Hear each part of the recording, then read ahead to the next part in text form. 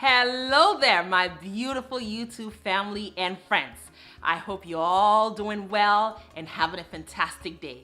Today, we're making jollof rice, party style. I'm excited. I can even smell the aroma of all the spices and all the other ingredients I have meticulously selected to prepare this special.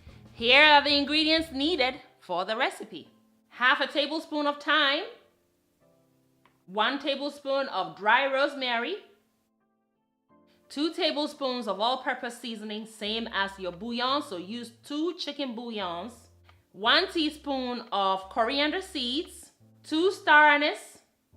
I have a tablespoon and a half of my homemade curry powder. I will link the recipe below. Half a teaspoon of fennel seeds, and you can substitute this with the same amount aniseed. Cardamom pods, which comes about 18 small cardamom pods. And this is going to give us a really special piney flavor. You will love it. Our secret ingredient today. And for the jollof stew preparation, friends, we're going to be needing 3 large onions, and I also have 1 Fresno chili. You can use Scotch bonnet in place of that. I have these Serrano chilies. Now you can substitute with Papuchita or Petit Bell chilies, and I have 1 tablespoon of garlic paste. Now for the protein, I'm going to be needing to marinate it with 1 large onion, repeating the Serrano chilies, also 1 tablespoon of garlic paste. I also have some ginger. It's about a thumb size, cut into small pieces. Also repeating the Fresno chili. And then I have 3 bay leaves. And the following fresh 3 herbs in combination work well with poultry. So I have fresh rosemary, sage, and thyme. Preparation will need 1.5 cups of tomato paste. This is my homemade tomato paste with beets. So it will give us a background hints of sweetness, which will be special in this dish. We also need our protein. Today we're using turkey wings, cleaned thoroughly with vinegar and water. We have 1/4 cup of clarified butter, which is ghee. You can substitute with the same amount of just regular butter. We will be needing that for more flavor. And then we have 6 large red bell peppers. We need our salt and crushed black pepper for seasoning as appropriate. We also have 12 cups of jasmine rice, the non-sticky kind. I say the non-sticky kind because I learned the hard way. They have 2 kinds, they look alike, and it doesn't say sticky or non-sticky on the bag. So when you go to buy, please be sure that you're getting the right kind. Nice brand, and the bags look alike, the sticky and non-sticky. So just be sure you're asking. Now into the blender, I'm pouring in the ingredients to marinate the turkey wings. So I have the onion, the ginger, Fresno chili, Serrano chili, the garlic paste, sage. Now tearing the leaves of the rosemary in, and I will also add now the thyme. What we're going to do is blend everything together to get a smooth marinade. Just adding the star anise, cardamom pods, adding the fennel seeds now, similar to aniseed, so you can use that in place of the fennel seeds. Just added the coriander seeds, followed by 1/5 cup of water to blend these till smooth. Absolutely happy with the fragrance of this marinade because it's loaded with a ton of aromatics. What you're going to do is just pour it onto your clean turkey wings. Add your all-purpose seasoning similar to your bouillons. I recommend using 1 cube of chicken bouillon. Add your bay leaves and also your salt to taste. And of course, you need your crushed black pepper. You need about 1/4 teaspoon of it. And then also rinse your blender because we're trying to eliminate waste, all right? And we also want broth, a good and tasty broth from cooking this turkey wings. Think of the broth as an important derivative, all right, from cooking the turkey wings, because we will eventually incorporate the broth into the actual preparation of the jollof rice. I massaged the marinade into the turkey wings. It took about 10 minutes. You know, I was just enjoying the textures there.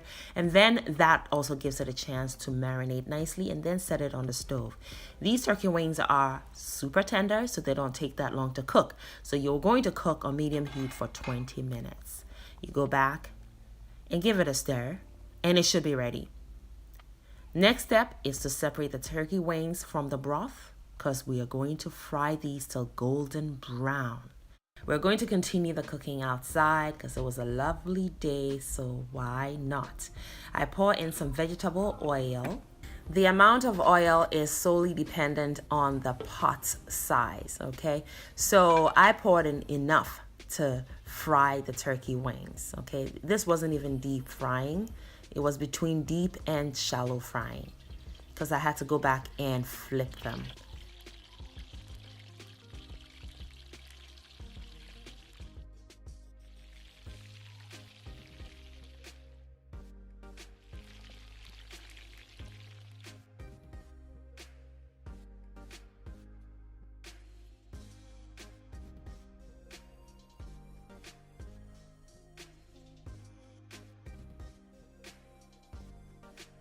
Gorgeous. They are stunning to say the very least. Crispy skin, juicy inside, perfect. They're done. They're going to be set aside in the oven so they keep warm. Now I'm going to give these bell peppers a char. We are making party jollof rice, so we need that smokiness. So if you have oven flame, you can do this, or you can throw them in your oven and use your broil option. Make sure they're very close to the top of the oven so they can char quickly for you. Done. Now I'm going to prep my onions. I like to give them a thin slice. There are 3 large onions. Onions are everything in your jollof rice. The more onions you have, the more sweetness, the more flavor you get. Now my serrano chilies, I give them the same treatment. Slice them thinly. Done. Now I'm also going to blend these charred red bell peppers. So I'm going to trim the flesh off of the seeds and that white membrane in there. And into the blender they will go, and they will be blended till smooth. Red bell peppers are super sweet, and when they are charred like this, they become even sweeter, and that smokiness is to die for. I've added 1 Fresno chili to it for that flavor and also that spiciness I love. I'm gonna blend till really smooth, and that will also be ready. Everything is now prepped. We are ready to cook our jollof rice. So the oil, I have taken about half the amount off from when I fried the turkey wings, and that's what I'm going to use to cook the jollof stew. The jollof stew requires frying if you want to optimize your flavors. So you need enough oil to do so. So I've poured in the sliced onions and serranos, now adding some salt and crushed black pepper. That's going to help it to caramelize sooner. And oh, the aroma of these onions. I love that aroma. I live for it. All right, so keep on stirring. You want it to caramelize. You want to see some brown actually happening. We're going to now add our curry powder, followed by the dry rosemary and thyme. I find that the dry rosemary and thyme at this stage of cooking your jollof stew really help to develop the flavor sooner. But if you have the fresh, you can absolutely use that. Now we're adding our charred blended red bell peppers and continue to cook an additional 5 minutes so that the bell peppers lose a little bit of its moisture. We're trying to fry that moisture out. That also helps to really elevate the flavors. I have just added the 1 tablespoon of garlic paste. It's good to add it now, not sooner, because then this mixture will be bitter by now if you had added it a lot sooner. Okay, and we really don't want bitterness here. All right, so it is now time to add our homemade tomato paste. What a lifesaver this has been for me. I have the recipe linked below in the description box, so if you want to check it out. Like I said, it does have beets in it, so it's a lot sweeter. And it doesn't have the canned flavor, which I absolutely dislike and have to keep frying to eliminate that flavor. So we add it and we cook an additional 5 minutes. And then we add the broth from cooking the turkey, which is loaded with aroma. Yes, because it has all those aromatics in there, as well as lots of sweetness. It's just absolutely packed and rich with flavor. So we add that, stir that in, cover the pot, and cook for 10 more minutes Stew is done cooking. Yes, that's what I love about using my homemade tomato paste. It does not require much frying. Now I am skimming off the oil from frying the jollof stew, and I'm passing it through a strainer to catch the rosemary, which was floating on the oil. All right, and then I throw those back into the pot. Now that the stew is done cooking, I reserve about 1/3 of the pot of stew. I will add that as part of my serving. Some people like their jollof rice a lot saucier than others. So I did have a lot of jollof stew and I didn't want to use all that to cook the jollof. I've added the washed rice. You saw that we washed it and the water was clear before we added it. There was a little bit of water in the rice when we added it. So we're not going to add any more water to this at all. You see that there's just a small layer of moisture on the rice. That's exactly what we want. We want to be really careful. Adding too much water to this mixture at this point can possibly make the rice cook rather mushy than fluffy, and we are going for fluffy. Now we're adding the ghee, and the ghee is equal to even more flavor. It gives it a special touch. Butter will do the same thing, and your cold pressed coconut oil will do the same thing as well. So it depends on which flavor you're going for. The ghee does give it a nuttier butter flavor, so it is just special. I love it. So stir that in, cover it, and cook on the lowest heat setting for the next 15 minutes. And there it is. Not cooked at all. It is still moist, and the rice grains are definitely very crunchy, so it's not cooked. But you want to stir it because you saw it was compact. It was really packed together. You want to loosen the grains, all right, so that steam can go through the pot and cook the grains till fluffy. Now you also want to poke some holes in there. That helps the steam to come through and cook the rice evenly. And cover with your parchment paper or foil. Throw the lid on and continue to cook on the lowest heat setting for the next 25 minutes.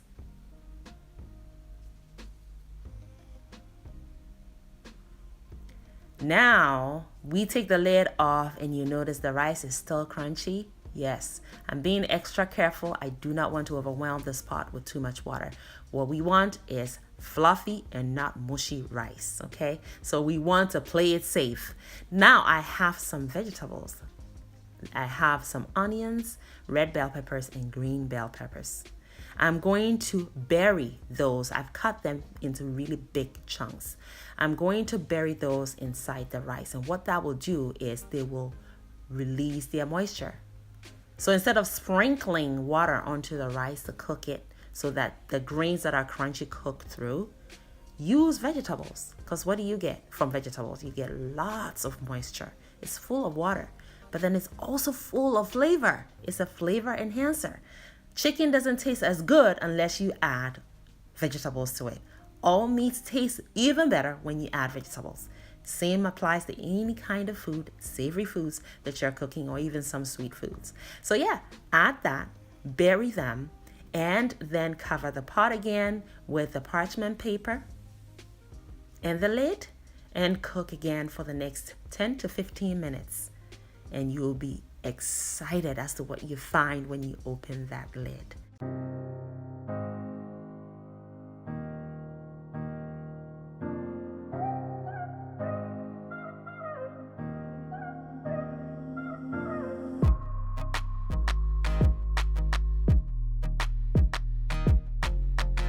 So I made some Ghanaian salad. So here is the potato salad part of it. The children really loved this salad. I was surprised. They devoured it. It was unbelievable. I was pleasantly surprised, to say the least. So I made the potato salad and this pasta salad yesterday. They just taste better the next day, and stored it in the fridge. So I have a detailed Ghanaian salad recipe minus the pasta salad linked below if you want to check it out. Now look, just take a good look at this rice. Cooked fluffy, it is moist, and yet it isn't mushy. Everything about this party jollof rice is stunning. Oh, friends, you have to try this recipe. So what I'm doing now is removing the big chunks of vegetables. They have done their job. So we can take them out, but don't discard them. Put them in a Ziploc bag and freeze them. When you make some soup later on, you can use them to thicken the soup. Look at how fluffy this rice turned out. And it tastes so good, friends. It tastes so good. You have to try this recipe. If you're enjoying yourself, friends, the rice is done.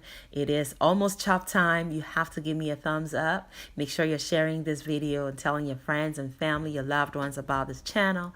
Look at that. Flavor galore. Yes. Let's serve, friends and family. I am so happy right now. Just too happy. Yes, it's just beautiful. Look at how fluffy it is. Serve a healthy amount of jollof rice and throw some of that turkey meat on there. Just look at it. Oh my goodness. Just too elegant. And it was tasty too. Add some salads. I have my lettuce.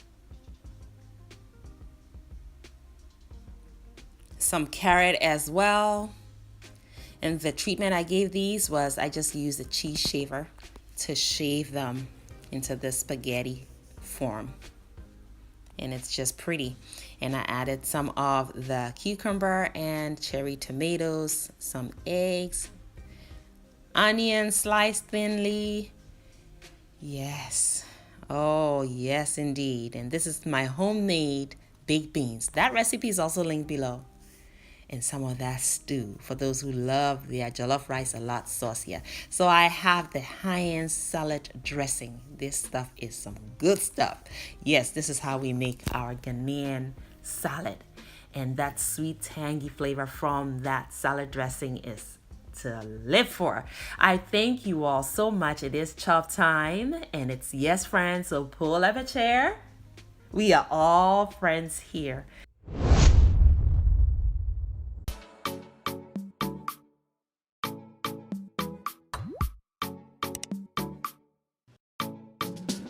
Hello and welcome to Nanabe's Kitchen. Today I'm bringing you the first of our beef series, beef jollof rice, going back to my roots, Ghana, West Africa.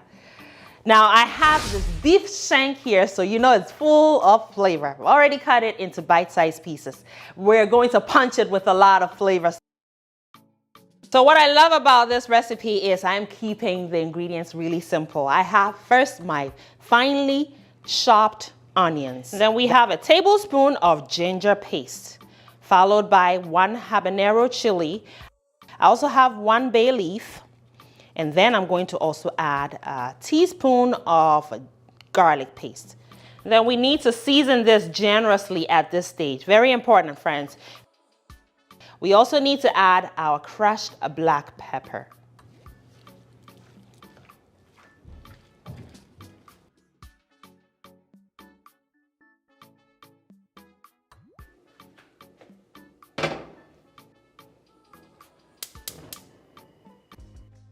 So beautiful people, we have our beef on medium heat for the next 10 minutes. And during that time, it's going to release these lovely juices. Now, because beef shank needs tenderizing, we will go back in and add some water to it and give it an extra 20 minutes or so until it's perfectly tenderized.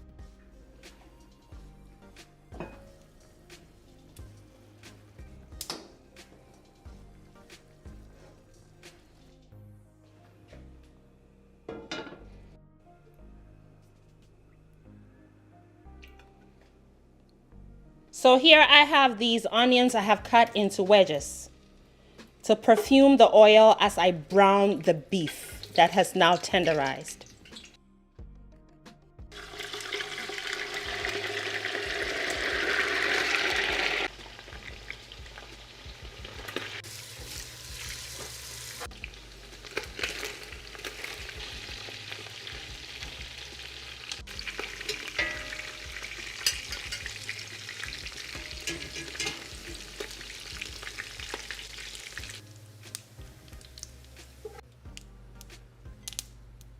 All right, friends, how exciting so far. Our beef is nicely browned. Our onions are caramelized. It's going to become part of the stew, so it's going to bring so much flavor and richness. At this point, we're going to fry these thinly sliced onions.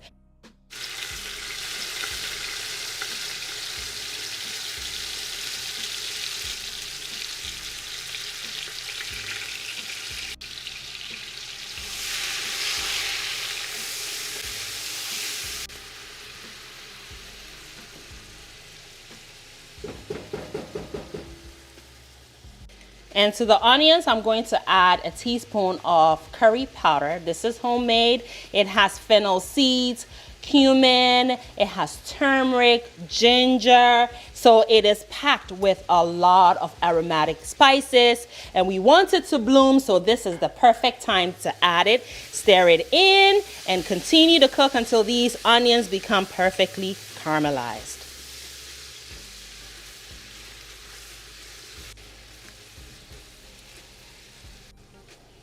Now over here I have equal parts a blend of rosemary, thyme, and sage also going in. We need to add herbs. That is super important to bring that aroma we all love. Now let me tell you something, baby. This is smelling good. Stir that in and leave it to cook and caramelize on medium heat for the next 5 minutes or so.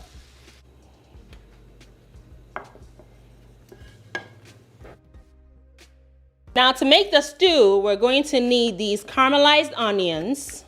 Imagine how much flavor these will bring. Then we also have these roasted peppers for the smokiness and that sweetness. Oh, it's going to be amazing.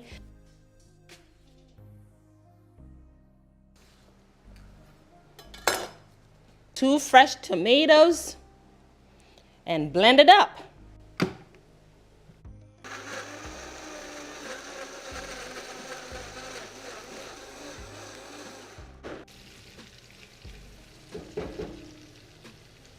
Okay, now add your blended mixture to the pot.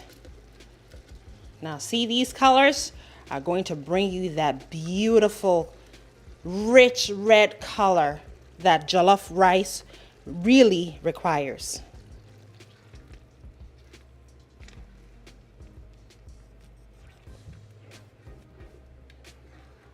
In addition, we have our tomato paste, and this is homemade, and it has beets in it. Now, I have that recipe linked below. Now, if you were to use the store-bought or the canned tomato paste, you would need to add it when the onions and the herbs and the curry powder went in, so you can fry that canned flavor out. We don't need to do that with this because it is homemade. All right, make sure you stir everything in and then cook for the next 10 to 12 minutes. Or until you see the oil settling back on the top of the stew.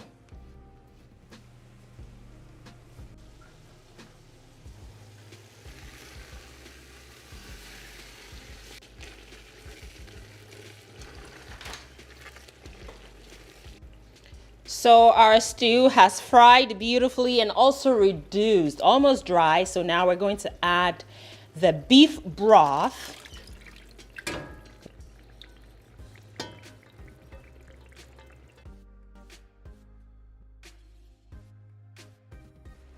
Perfect.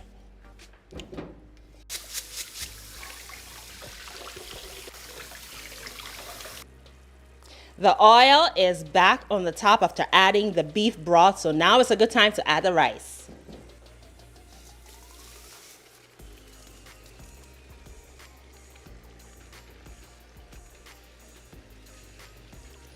Today we're using long grain jasmine rice.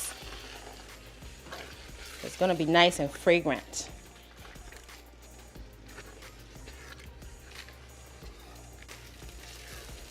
Now I'm toasting the rice to force the beautiful sauce into each grain of rice. It also helps it to become really fluffy after it's cooked. So that's a step I don't like to skip.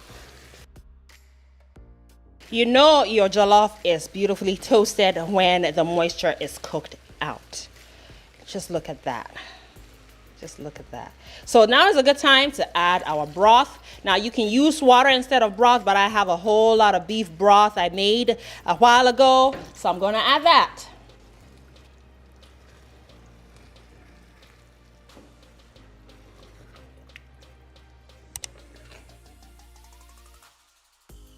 So how you know you have enough moisture in the jollof rice to cook it fluffy is the grains need to be all coated and the amount of moisture needs to be above the rice just about a centimeter or half a centimeter. All right, now if you want it softer, then you can obviously add more moisture, but this is perfect. Now turn the heat down to the lowest setting and cook for the next 15 minutes. All right, we have 15 minutes into cooking. We're going to add half a tablespoon of ghee to get a nutty flavor added. Ghee makes it richer, and I tell you, it really improves the overall taste of this dish. You would love it in here. If you have it, make sure you don't skip.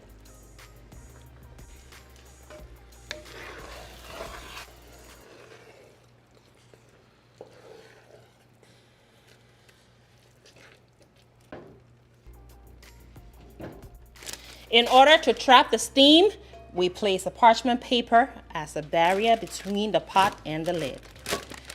Keep your heat down on the lowest setting, and we're going to cook now for 30 minutes.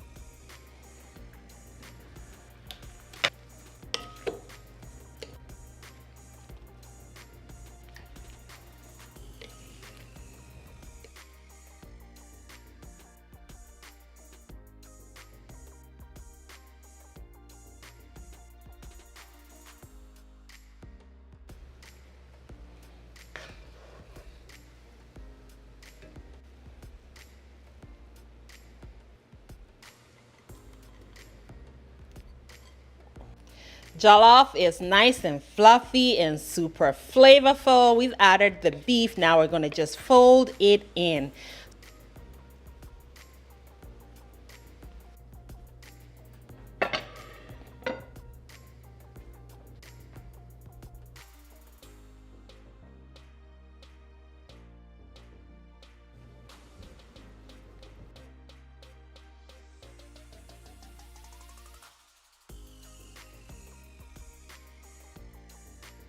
Now this is a must try. I have to sit down and eat this because it's that good. Let's make my show-stopping lamb and jollof rice. Yes, beautiful people. So this is one of those quick meals that I put together for my children, and they always ask for more. Succulent, melts in your mouth, juicy lamb chops with jollof rice served alongside coleslaw. So this is a very detailed video in which I even share this simple yet impactful recipe on my coleslaw. Everything is done from the scratch. So let's get into it. Here is my lamb chop rack. I have already washed the whole rack with lots of water, salt, and lemon juice. I scrubbed it really good, washed it, and patted it dry so I can cut them. So what I'm doing is just cutting them into the lamb chops, and now let's go. Seasoning first with some salt to taste, followed by crushed black pepper. Costco stocks these lamb chop racks in one size, and I use 2 of the racks. All right, now I'm going ahead and seasoning with half and half granulated onion and garlic, coming to 1 teaspoon. And then I have half a teaspoon of my dry mixed herb and spice blend, followed by half a teaspoon of curry powder. I'm also going to add all-purpose seasoning, and please use any kind of all-purpose seasoning you like to cook with. And then I will follow up with my fresh green seasoning mix, which has garlic, peppers, scallions, and lots of parsley. Drizzle a little bit of oil on there so that your seasonings and spices are spreadable. My dry herb and spice blend is a combination of the following herbs: rosemary, thyme, and bay leaves. And for the spices, I use fennel seeds, anise seeds, and green cardamom. And these are all spices and herbs that I love in my cooking. So I encourage you to use your favorite spices and herbs as well. But you must absolutely have rosemary in there, because rosemary and lamb, as we all know, are a match made in heaven. Everything has been rubbed in perfectly. The lamb chops are coated evenly, so we will set that aside and allow it to marinate at room temperature, giving us time to prep 2 large sweet onions. And that's about all she wrote. We are ready to cook because our prepping is done. So in our pot here, which we're going to cook our jollof in, I start with a shallow film of cooking olive oil, and then I pour in 2 handsful of my sliced onions. We're just gonna cook these until fragrant. That should take about a minute. Then you wanna go in with your salt and crushed black pepper. Salt to taste, of course, followed by my tomato-based all-purpose seasoning. And like I said, use whatever seasonings you like. I also added my combination of onion and garlic granules, curry powder, and the rest of my dry herb and spice blend. And this is really how I like to form that important foundational element in my jollof rice preparations. The base is everything, and this base right here has never failed me. I go in with tomato paste and I fry that into my onions, spices, and seasonings for an additional 5 minutes or so. Now, keep in mind that it helps to stir constantly once you've incorporated the tomato paste. This way, it is evenly distributed within the other contents in the pot. That way, it also cooks evenly for you. Now, I do have tomato stew already on hand, and I like to cook this in huge batches. I have shared several recipes on Anabe's Kitchen. Now, my tomato stews, I make them in huge batches, portion them, and store them in the freezer. And they have been a lifesaver. They freeze well and they thaw quickly. And you can literally use them for anything. What you're looking at is broth that is a derivative from a stir fry I recently made. All right, so I made short rib cuts stir fry, and I had some left over. So yeah, I added some water to it, heated it up, and I made broth out of it. Now the vegetables you see in there, I'm not discarding. Just keep on watching it and you'll see how I used it. Nothing gets wasted in Anabe's Kitchen, absolutely not. So yes, I've stirred that in, and I've covered the pot now, and I've turned the heat down to low. I am going to keep cooking that for about 5 minutes. Now, here is what I do with the stir-fry vegetables. I chop them up. Vegetables are an essential component in the making of jollof rice because they offer sweetness and a depth of umami. Therefore, it will be criminal to throw these vegetables away.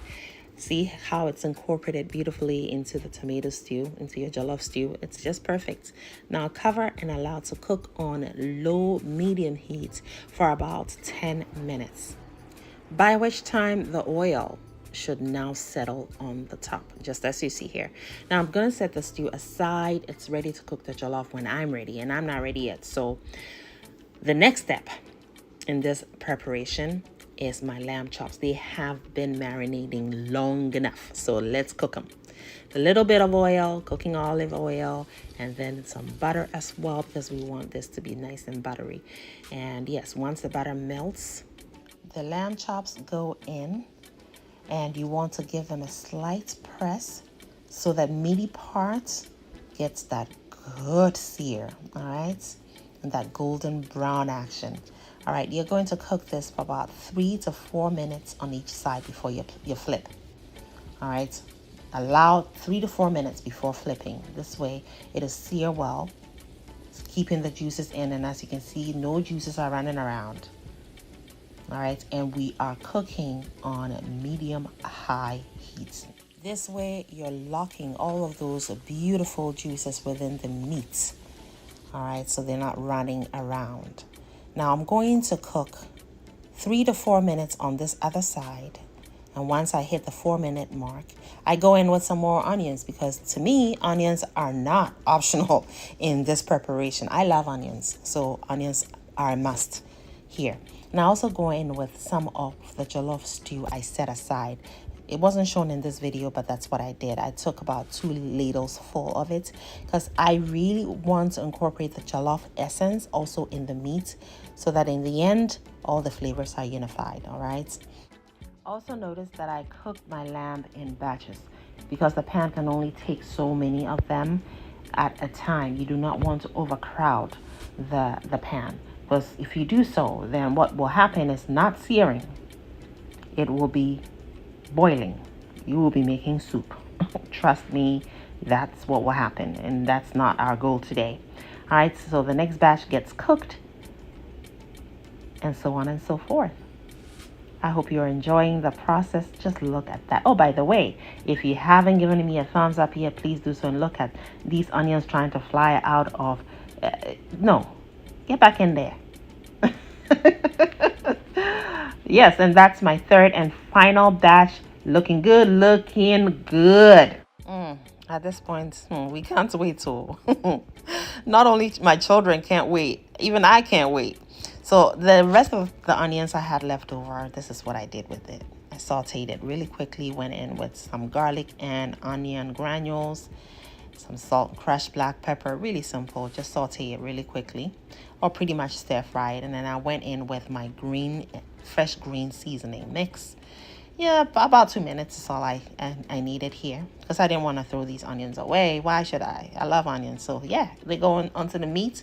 More onion essence. You can't say no to that. It just makes everything better. Now I'm washing my jasmine rice. This is long grain jasmine rice. Washed it very well so the water is free of cloudiness. And then I pour it into my jollof stew. I'm ready to cook my jollof now. All right. So now I can give my jollof undivided attention.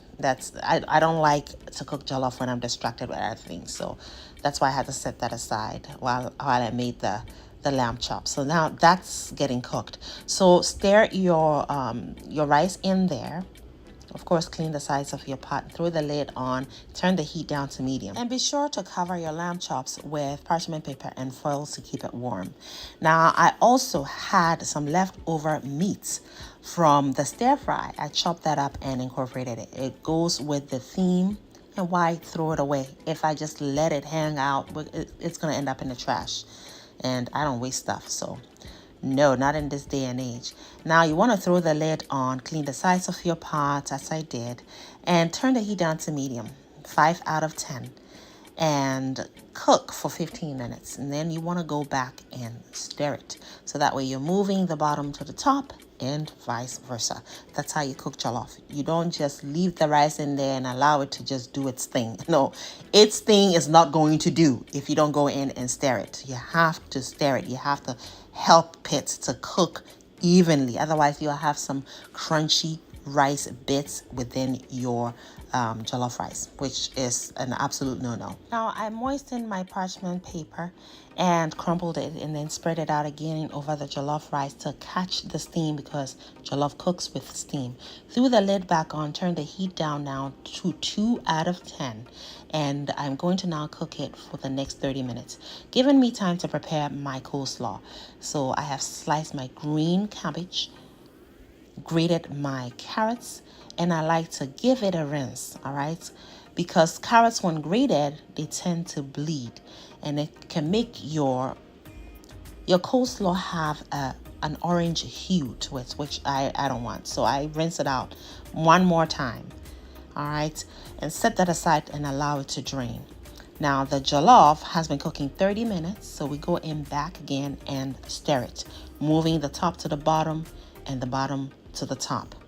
All right, so again, you have to stir your jollof rice. This way you're evenly distributing the heat, and we do have some crunchy rice bits in there, so you have to go in with moisture. And today I have chosen to use butter, because butter is not only fat, flavorful fat, it also has cream in it, and the cream is moisture, and that's going to allow the crunchy rice bits to cook evenly. I also went in with a few sprinkles of water before throwing the parchment paper and the lid back on. The water is just going to encourage the steaming process, friends. Now let's make our mayonnaise based dressing for our coleslaw. I have some soft boiled eggs. Yes, so we're making mayonnaise with cooked eggs. All right, we can do that. Now I'm drizzling some olive oil in there, and I'm going to add my acid, and I've chosen to use white vinegar, seasoning with a little bit of salt, and for my sweet element I went in with a few drizzles of honey. We're going to blend this until silky smooth. And there you have it. Beautiful mayonnaise based dressing for our coleslaw. And we didn't even have to use uncooked eggs. Love it, right? All right, so now I also went in with a bit of Dijon mustard and my onion and garlic granules just to give it more flavor. And I love Dijon mustard in my coleslaw. And I also added a little bit, just a little bit of my fresh green seasoning mix, which has parsley, scallions, garlic, and peppers. And I've poured in my dressing and we're mixing. Just look at that. That is so beautiful, and it was so yummy. Our jollof has been cooking a further 25 minutes. And so now let's remove the parchment paper, being careful not to pour back in that condensation. And it's cooked through. Just that little bit of butter and sprinkle of water. There are no more crunchy rice bits in here. We're ready to serve, friends. Thank you so much for watching thus far. Let's plate up. It is chop time. What can I say? Chop time. Yes, friend. You are all invited. So we're plating now. Enjoy the whole process.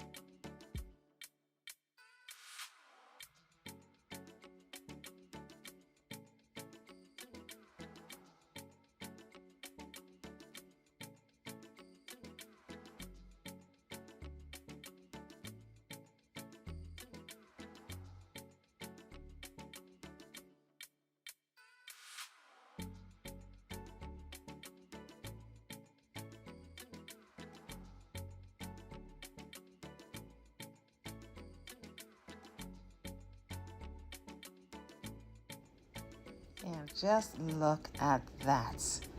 Beautiful. This is also great party food, by the way, and I have served this at a party before, recently actually in New York, and the guests, they absolutely loved it. Even one of them was a Nigerian. Yes, indeed. Yes, so a Nigerian sister approved this jollof. I was so proud of me. Although, I'm not into that food because I don't believe good jollof is made by a country. It is made by a person. It's the recipe. It's the ingredients you choose. It's not the country. Yes, you will never find two people making jollof the same way. No way. All right, friends. So with that said, let's get back to business. Now look at this bite right here, baby. Yummy. Thank you so much for watching. I hope I have inspired you.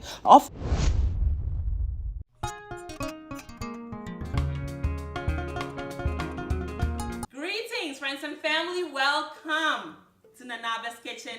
I hope you all are having a fantastic day and being kind and loving to each other out there. We need that a lot, especially nowadays. On the menu today is Thieboudienne, which is the national Senegalese dish, which is West African. and it's translated as red rice with fish. It is nourishing, satisfying. Oh, it is so delicious. It's to live for. I cannot wait to go over the ingredients with you. So let's wash our hands so we can start. So beautiful people, to bring your bold flavors, to let the flavors shine and pop, and to maximize them, you want to use the freshest of ingredients. I've gathered everything I need and cleaned them so they're ready to be prepped. I have 4 large onions, and I'm using white. You can use whatever kind of onions you have. I also have some habanero chilies for that chili flavor and the heat, but I'm toning the heat down with sweet peppers. I have some tomatoes, eggplants from Quanchoa's garden. Love you, sister, love you, and I appreciate you. I also have some scallions, some parsley, carrots, red bell peppers, ginger, garlic, and of course I have the secret ingredient, which is cured king mackerel. In Ghana we call this momone in the Akan language, or lonshla in the Ga language. I also have my fish. My favorite fish is grouper, and that's what I'm using today, but you can use any kind of fish which holds itself together when it's fried, and it's delicious. So halibut is one you can substitute with, red snapper, pompano, whiting, croaker, even tilapia. Just make sure it's not filleted, because fillet fish is going to fall apart in this recipe. Also make sure it's not oily kind of fish such as mackerel. That won't work here. We also need cassava or yuca. Yes, I know. We'll talk about that pretty soon. Another ingredient needed is squash and yams or sweet potatoes. Now this is the rice of choice used in the original version. It has to be broken rice. I'm using broken jasmine rice because jasmine rice is fragrant, it's perfumed, and it cooks really fluffy, almost like couscous texture. It's beautiful. First step, friends and family, is to prepare the fresh green relish that's going to be stuck into our fish before we fry it. For that, we're going to need 1 onion, which you just need to chop up into a rough chop because it's going to go into the food processor with the rest of the ingredients and be crushed into a chunky texture. All right, now the next ingredient is our scallions, all right, which is green onions. Do the same thing with them. No fancy shapes here, just cut them up. These are my sweet green long peppers, all right? So they don't have any heat, just the sweetness and that chili flavor. Now I also have another kind, so this is just another kind I found. I love the color, so I'm adding it. All right, it's just sweet bell peppers. They're miniature bell peppers. These are the habaneros, which bring the chili flavor, including the heat. And for sure, use less habaneros if you're bothered by the heat, or you can even omit them. You'll still get the chili flavor from the peppers we used. I've added the garlic, and now I'm cutting up my ginger, which I have peeled. Now this is my fennel seeds, which you can substitute with anise seed, or you can even use star anise as well. And I have my homemade all-purpose seasoning, which has salt in it, and also has some sweetness to really bring the umami to the forefront. Then I also have some salt, and of course the amount you use is per your own taste or your own preference. All right, I always have to have my black pepper, which I have freshly crushed. I find that crushing your black peppercorns just prior to use helps to maximize its flavors. And I'm also adding some parsley, including its stems. Always use the stems of your parsley. Most of the flavor is stored there. This is the curled leaf parsley, but you can use the flat leaf. The parsley is not optional. You have to have parsley in your green relish for cooking your fish, even in the original recipe. So what we're going to do now is just crush it up into a chunky texture. And you can also use your mortar and pestle for this, or you can even use your molcajete. So if you speak Spanish, you know what molcajete is Spanish mortar and pestle made from stone, and it works well. I've seen it used many times.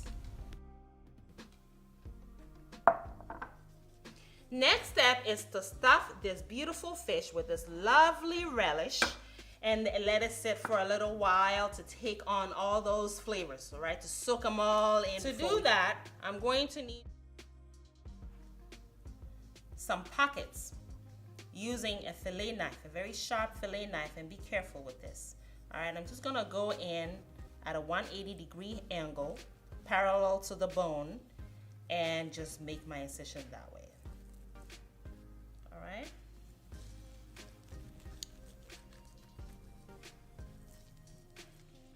And for your steak cut pieces of fish, just make small incisions that way. About 1/2 inch is what I needed to do because these fish are cut into very thick steak cuts.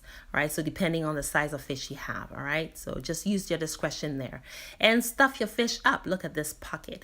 You know this fish is going to be deliciously cooked to the bone. It's going to be just perfect.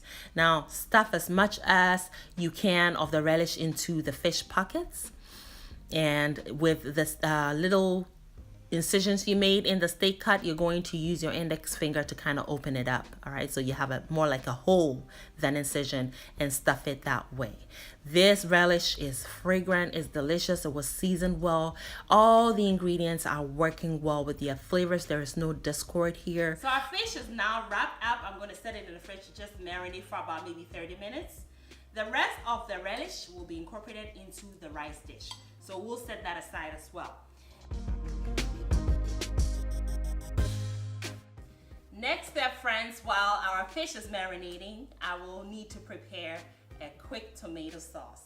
I have 6 Roma tomatoes, which are very ripened, and 2 red bell peppers for sweetness.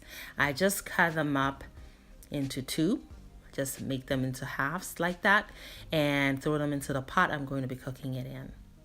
And for the red bell pepper, I just remove the seeds. All right, so I cut around the seeds so they fit into the pot and throw the seeds away, and it's going to bring us that needed sweetness. All right, this dish is going to be very rich in the end, so you want those bright flavors, those bright notes to help really kind of tone down the richness a little bit. So set it on the stove on medium heat, cover it up, and let it cook for about 5 minutes, and then you'll see that some juices will be released. Go back and remove the lid and let it continue to cook on low heat for the next 20 minutes or so. It is now time to fry the fish. All right, friends and family, thank you so much for sticking around. We are about halfway done. Our fish has been marinating for about 30 minutes. Our tomatoes and red bell peppers are still reducing on the stove, and we've prepped all of our fresh produce, so we are ready to now fry our fish. One thing we didn't do when we marinated the fish is actually season the fish. All right, we seasoned the marinade or the relish, but not the fish. It is important that you season the fish before you fry it. All right, now this is avocado oil, and it's healthy for frying. We're going to be shallow frying this fish, and I'm going to be needing a substantial amount of oil to do that. So shallow frying is somewhere between pan frying and deep frying, so somewhere in the middle there. All right, so what I'm doing right now is heating up my oil, and I'm also seasoning the actual fish. You want to season the actual fish just before it goes into your hot oil. If you season it while you're marinating it, it's going to pull out a lot of moisture, which we don't want the fish to lose its moisture. We want it to be juicy when it's done cooking. So just season it before you go in. I'm using just salt and some of my homemade all-purpose seasoning. And I'm going to flip the fish pieces and then season the other side as well. And you want to pat the seasoning in to the flesh of the fish. All right, now it is time to fry. The oil is on medium heat and it's well heated. So there goes the first fish piece. So you see that the fish is not all the way immersed. That's shallow frying. Okay, if it's completely immersed, then we're doing deep frying. You really don't want to do deep frying for this kind of fish because it can dry out your fish. We want it to remain juicy and have moisture, delicious moisture inside the actual flesh of the fish. So at some point you will need to go in and flip the fish and look at that color. And that relish is peeking through slightly there. Oh, that relish in this fish. What a genius idea. This recipe is a must try. You have to try this recipe. Get your favorite fish and throw it down. It's going to be so good. You're going to fall in love. Now our tomatoes and bell peppers have reduced. It took about 25 minutes to do that. So that's ready to go. I've turned the heat off and it's just going to cool down. My next step is to blend it up. And checking on the fish. Both sides are cooked. We have caramelized it perfectly. So we're just going to remove the fish pieces and cook the next batch. And then we'll be done and move on to the next step. Now this oil here is very well flavored with the fish flavor and the relish as well as all the seasonings on it. So we are going to use the same oil in cooking up our stew, all right, to make the red rice or the actual Thieboudienne. So this oil is going to be reserved for that purpose. You don't want to use a different kind of oil. Now to do that, I'm going to strain it because a lot of the relish that fell out of the pockets have kind of burned and we don't need that in here. So just take those out and discard them and then use the oil for the actual cooking. Now we're blending up our red bell pepper and the tomatoes into our tomato sauce. That is the thickness I am going for. It's reduced perfectly. Now the rest of the 3 onions, I just slice them up into very thin slices. And that goes into the oil. And we're going to cook this up. So stir it in to combine it with the oil. We're cooking on medium heat. I have added my curry powder, my black pepper,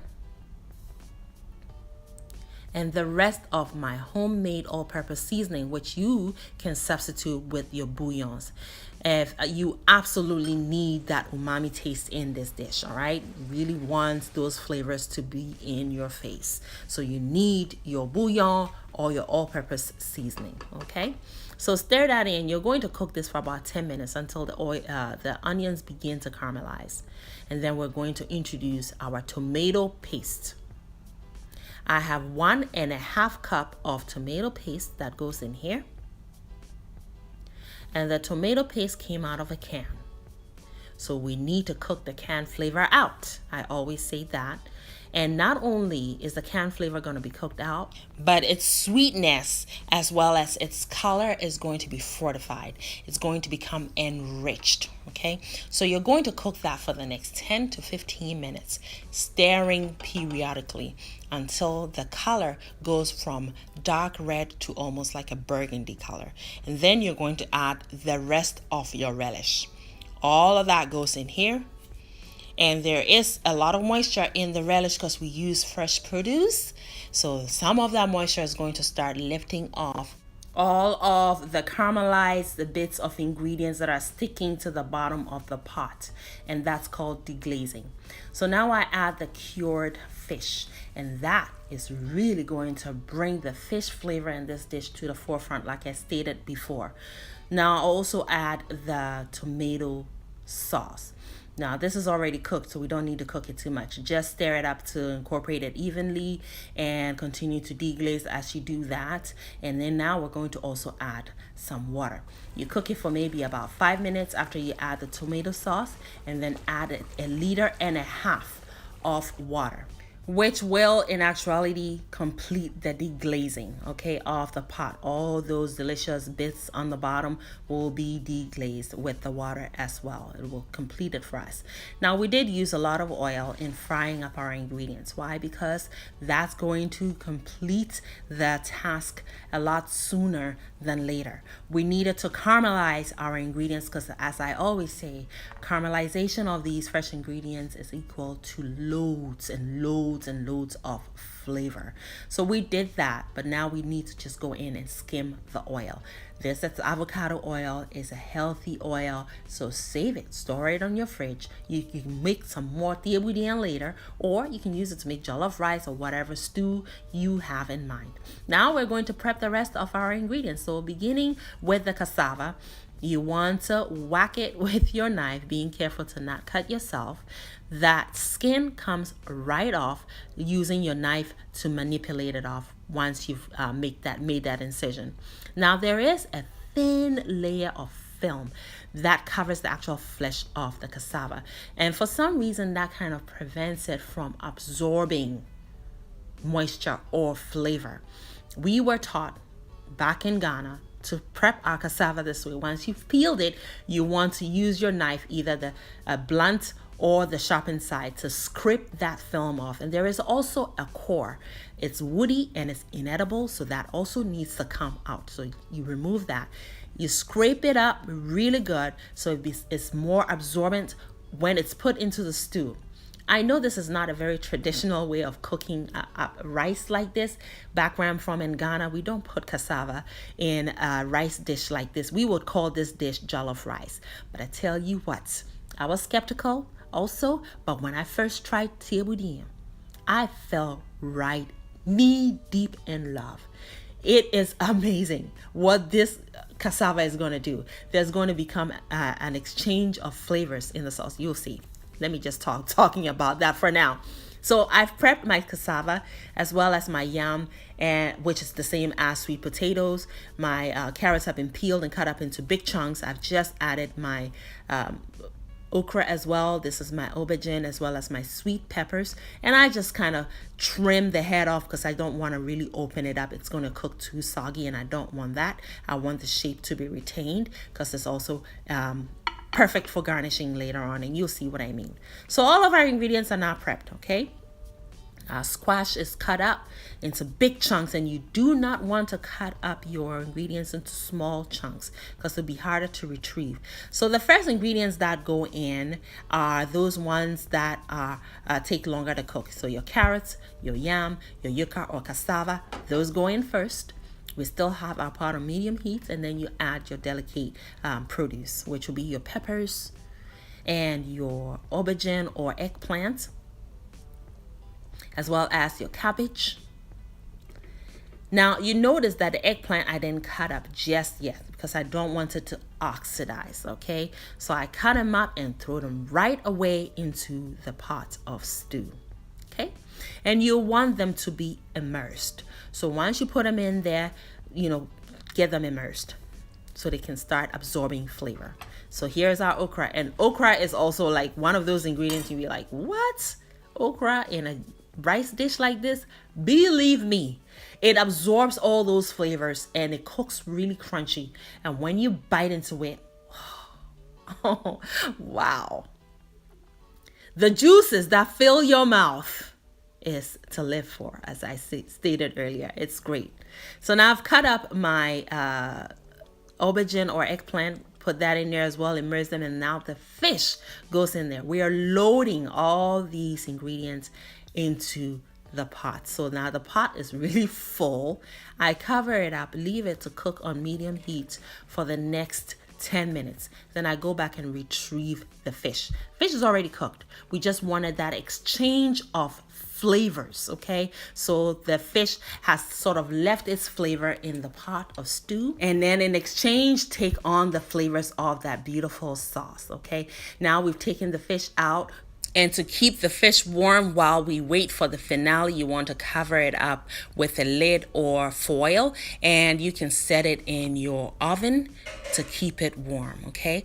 So now after about 15 minutes, you go back and retrieve the most delicate fresh produce that you added to the pot, which would be your peppers, your cabbage. The aubergine or eggplant should have been cooked by now, the okra, and followed by the harder ones, okay, which would be your carrots and your yuca, as well as your yams or sweet potatoes. You want them to be fork tender before you remove them, so that's important. Take a little bit of the stew and just kind of drizzle it onto the fresh produce that's cooked but still has some texture to it, and cover it up. And also set that in your oven. Do not turn your oven on. You just want them to stay warm. Now the rice has been washed. The water turned really nice and clear. And now we're adding it to the pot of stew. Now just take another moment and think about how flavorful the stew has become now. All those big chunks of vegetables we put in there. We all know that vegetables have a lot of flavor. That's how we make broths, right? We have our carrots, our celeries and peppers. Those all have lots of flavor. They are like flavor enhancers. You cannot make broth from a meat without adding fresh produce to it. It's the fresh produce that really makes the flavor of the meat stand out. So just imagine what has just happened. So yeah, you add your rice. I'm just so passionate about this. Stir it in to combine, cover the pot, and let it cook for 20 minutes. And at that time, all the moisture would have been, or most of the moisture would have been evaporated or absorbed into the rice. And then go in and stir. You want to stir because this is a big pot of rice. So stir it to turn the bottom to the top and vice versa. Cover it back up and trap the steam with your foil or parchment paper in the lid. Continue to cook now on lowest setting of heat, okay, for the next 25 to 30 minutes. And when you open it back up, oh my gosh, yes, the rice is fluffy. It is done cooking and we are ready to serve this masterpiece. So our Picasso is done. We're done painting this beautiful picture, okay? So now let's serve. We're done. We're just putting finishing touches by way of garnishing. So where we've dished most of the rice onto this platter, we're going to now add the fish to it. This is how it's served. And most times, family members, loved ones will join together at the table and eat with your hands, okay? Picking up each deliciousness on this platter. Lay your fish and all your ingredients here as though you were making those final important strokes to finish painting your Picasso. Yes. Wendell B. Smith, who is one of our YouTube family members, stated that he does not need smell or vision. All he needs is his imaginal happen. Yes, so please, y'all, do what Fifi or Wendell B. Smith will do. Imagine and it'll happen. Yes, look at that right there. What a masterpiece. Perfection. Dear friends and family, beautiful people, our Thieboudienne is ready. And visually, I don't really need to say much, right? I cheated a little bit and I tasted as we went along. Wow, this dish is to live for. This is a special recipe. You have to try it for you and your family. I promise you, you are gonna love it. Although this is Sister Madame's very first goat's meat jollof rice recipe shared on the Nabis Kitchen, I can tell you it is not going to be the last jollof rice recipe shared. Plus, it's party season, so you know you can't have a party without a good jollof rice. Let's jump right into it, friends. We're going to need to prepare a green marinade starting with some garlic, ginger, jalapeno chilies, and you can substitute this with any chilies you like to cook with. And for the herbs, I have good old fresh rosemary, and you can use dry if that's what you have. I also have some thyme, and these two work with gamey meats, and we all know goats has got that game.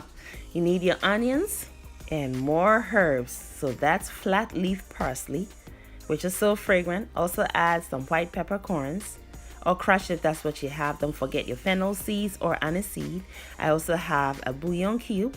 This is homemade, plus some salt to make it a real marinade. Also add just a tad bit of water so that you can blend this into a very smooth puree. Goat, as we know it, has game, and that game we are going to tame today. This green marinade has all the components needed to do exactly so. It's going to tame it in a good way though. So it's not going to take its character away or kind of dim its light. No, the light is still gonna shine, honey. Yes, in the end, the goat meat flavor is gonna come all the way through in a cleverly tamed, mellow kind of way. The next ingredient we're going to add is curry powder. This is my homemade version, but you can use any kind you have on hand. Now let's stir all the ingredients together. Our goal is to ensure that every piece of meat is coated with a green marinade. Cover it and set it on the stove on medium heat for the next 20 minutes or until it comes to a boil, just like so. At this point, What has happened is this lovely marinade has seeped into the meat and the bone of the goat meat. Now we need to tenderize it, and we're going to need some moisture to do so. So I rinsed the blender with a cup and a half of water and added it. You also need to turn the heat down to the lowest setting and cook for the next hour, because goat meat is tough yet giving, loving, and generous in its great flavors. Reminds me of Sister Madame, metaphorically speaking. But no nonsense as well, because Sister Madame is my alter ego, and when I'm wearing that persona, don't mess with me. All right. Moving right along, I'm also adding 1 habanero chili, because we know that is super fragrant and complements that gain in the meat. So that also got slightly caramelized, and now I'm going to caramelize the next batch of vegetables. 1 large red bell pepper, also known as paprika, sliced into rings, adding some more onions, because one of the secrets to real good tasting jollof rice is that savory sweetness you get from caramelizing your ingredients. You really have to fry your stew. So we have already gotten that started. So just imagine. Now also think of what the oil is doing right now. Yes, it's very fragrant and it's ready to fry that goat meat. Just what the goat meat needs. So let's do exactly that. Now, when frying the goat meat, we are actually kind of doing a shallow frying, so it's not really deep frying. And so I'm going to place all the goat meat in here, leaving the marinade behind, or the stock that was formed from cooking the goat meat, because we will use that to prepare the stew. It will become part of the stew eventually. We want the goat meat to be brown, okay? So that is what we're going for, just like so. So you'll have to go in and turn them and flip them around to get them brown on all sides. And I'm using good old vegetable oil to fry the goat meat. And when I tasted the goat meat just prior to frying, here's what I got. Burst of juiciness. It is well seasoned, so those savory notes are coming through very well, and it is fragrant. And yes, we got that game tamed, y'all. And the oil, the frying, it is a necessary treatment to up the flavors even more.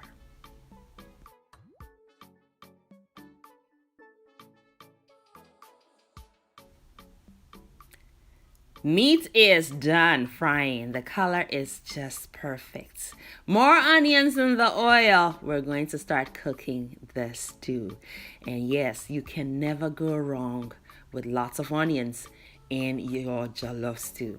Now I'm going to cook the onions until they become translucent, and then I will add my tomato paste, and I will fry those also until the color changes from this reddish kind of ruby color to more like a brownish burgundy color, just as you see here. It's perfectly fried. So here we're going to add the rest of our aromatics. So I have some cardamom pods. If you have this, please use it. Some dry thyme goes in, some smoked paprika, and also curry powder. Now we're going to stir these in to bloom their flavors even more. And the cardamom pods, friends, if you don't use it in your cooking, please start using it, especially in your stews. It makes it all pop so beautifully. Now, my tomatoes, I have left them nice and fresh and quartered them and pour them into the blender. I'm going to blend them with all my caramelized vegetables.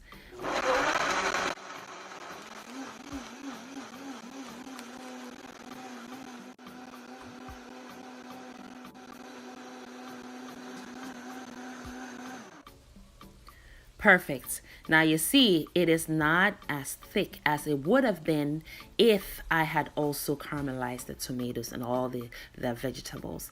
And we need moisture to fry the stew perfectly. perfectly, right? So I've also rinsed my blender and added that water and added that green marinade you're looking at. It's actually the broth from cooking the goat meat. So all of that goes in. So there's just enough moisture in here, and we're going to fry this down until it is concentrated in flavor and texture.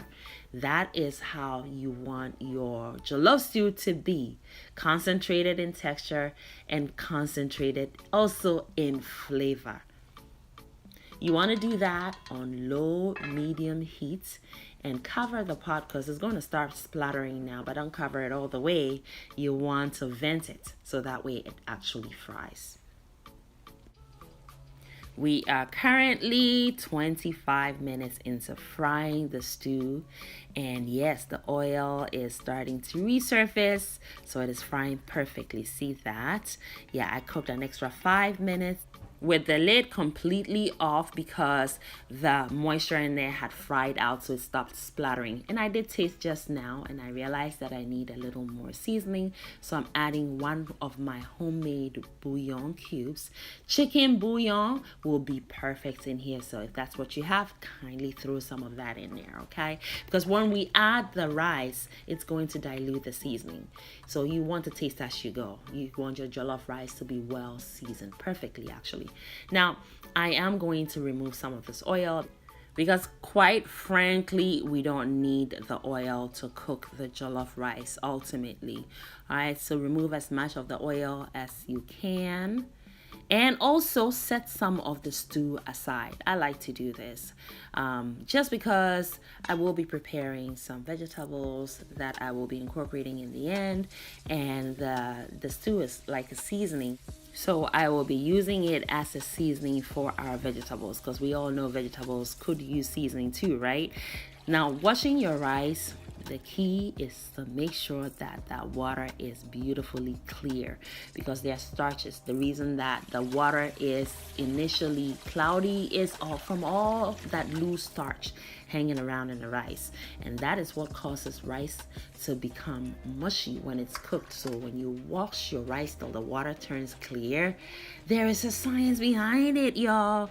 So yes, we've poured the rice into the stew now, and we're going to toast as I always do. That step is not omittable. You want to toast it, so you want to stir constantly, still on medium heat, until you feel the moisture dried out, and then you go in with water or broth.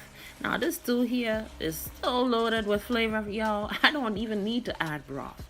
Besides, we already have the broth from the meat in here, so we just add some water, and you want just enough water in there to cover the rice, y'all. Do not add too much water right now because you can always go in and sprinkle some more moisture on the rice if it's too crunchy as you cook with steam. Rice or jollof rice is cooked with steam, y'all. If you want that fluffy outcome, cook it with steam and not water, okay? And just before we start cooking the jollof rice by trapping the steam, taste because you have added the water. And I needed a little more salt, so I added it. And now it is on low heat for 20 minutes. Go and take the lid off and start stirring the rice, all right? See how compact it was before? You want to now loosen the rice because steam is still generating, and the steam needs to go through the rice grains to soften them, take them from that crunchy state to cooked through, so there is no crunchiness going on. Now I'm bringing some fats to moisten things up and also bring some more flavor, and that's ghee, also known as clarified butter. So the cream in the butter has been cooked out, and that turns the butter into ghee. You can use butter, and that's totally fine. I like to use the ghee because ghee has a nuttiness to it, and that is a complementary flavor to me. Now we're trapping the steam using our parchment paper. You can use your foil or banana leaves or even a kitchen towel, and place the lid on as well and turn the heat all the way down to the lowest setting and cook undisturbed for the next 30 minutes. Now here I'm going to prepare my vegetables. So a little bit of the oil I decanted from the stew has been poured into the wok, and here I have some green bell peppers, red bell peppers, also some jalapenos, which I have julienne, and also some tomatoes. Toss them in the oil to evenly coat the vegetables with the oil, and then go in with your seasoning of choice, all-purpose seasoning. I am using Lawry's seasoned salt today. You can even use regular salt, and then add some of your stew and stir it all together. Now, our goal is to keep the crunch and the freshness in these vegetables. That's why we're introducing them in the first place. Also add the goat meat and coat them perfectly and set this aside. This stir frying took only 2 minutes, y'all. We don't want to overcook the vegetables. Now the rice should be done cooking completely. Look at that fluff, friends. Deserves a standing ovation. I know I'm giving it one. Friends, give me a thumbs up if you haven't already done so. Yes, that fluff right there should remind you to do so. This was tasty, friends. It was very fragrant. All right, that fragrance that just makes you happy. Yes, indeed, it was. And the fluff was perfect. And the taste, absolutely to live and die for. Totally. Yes, we're serving.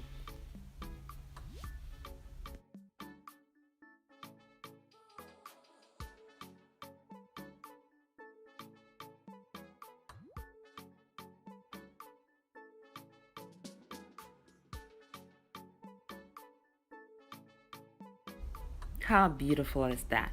The jollof has been loosely filled into my serving vessel, and I'm placing that goat meat in there. Look at that goat meat.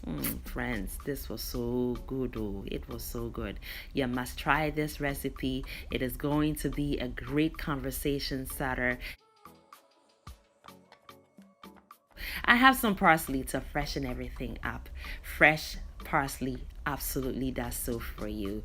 Yes, sprinkle a little bit of that on for great presentation and freshen those flavors and aromas up. And there you have it. I hope you are inspired to try this recipe.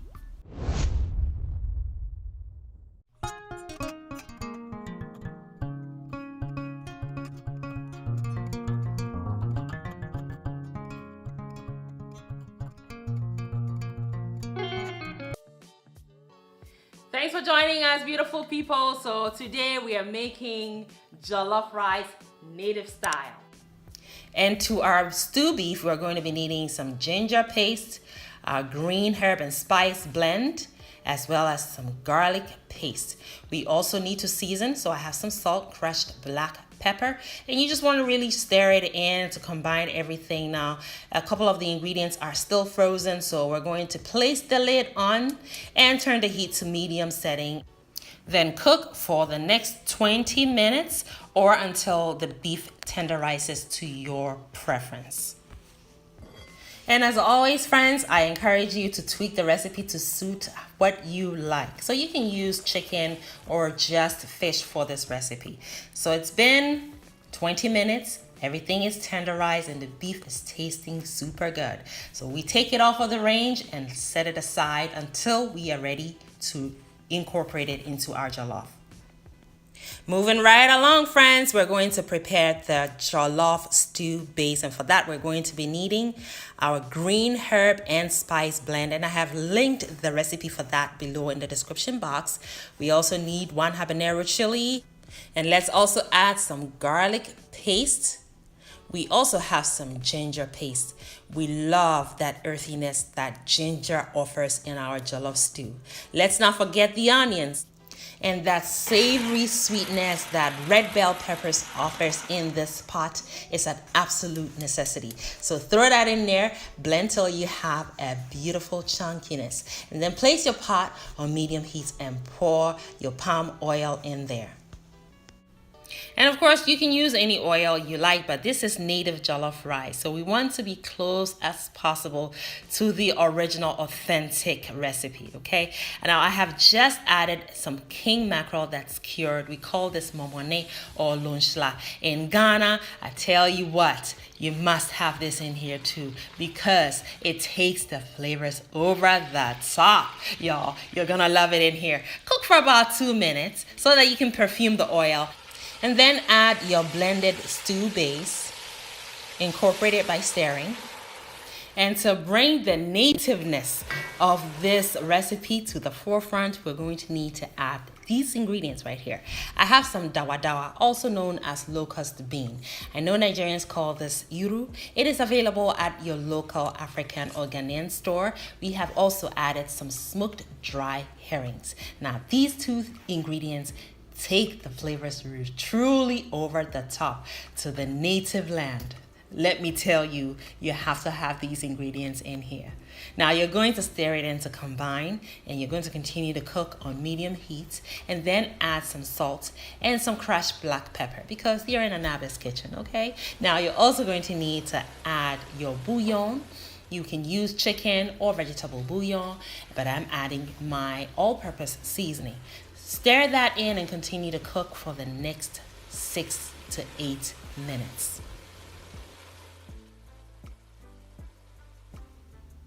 Now, jollof stew requires frying because it makes the stew taste better, which ultimately means that your jollof is going to be absolutely delicious.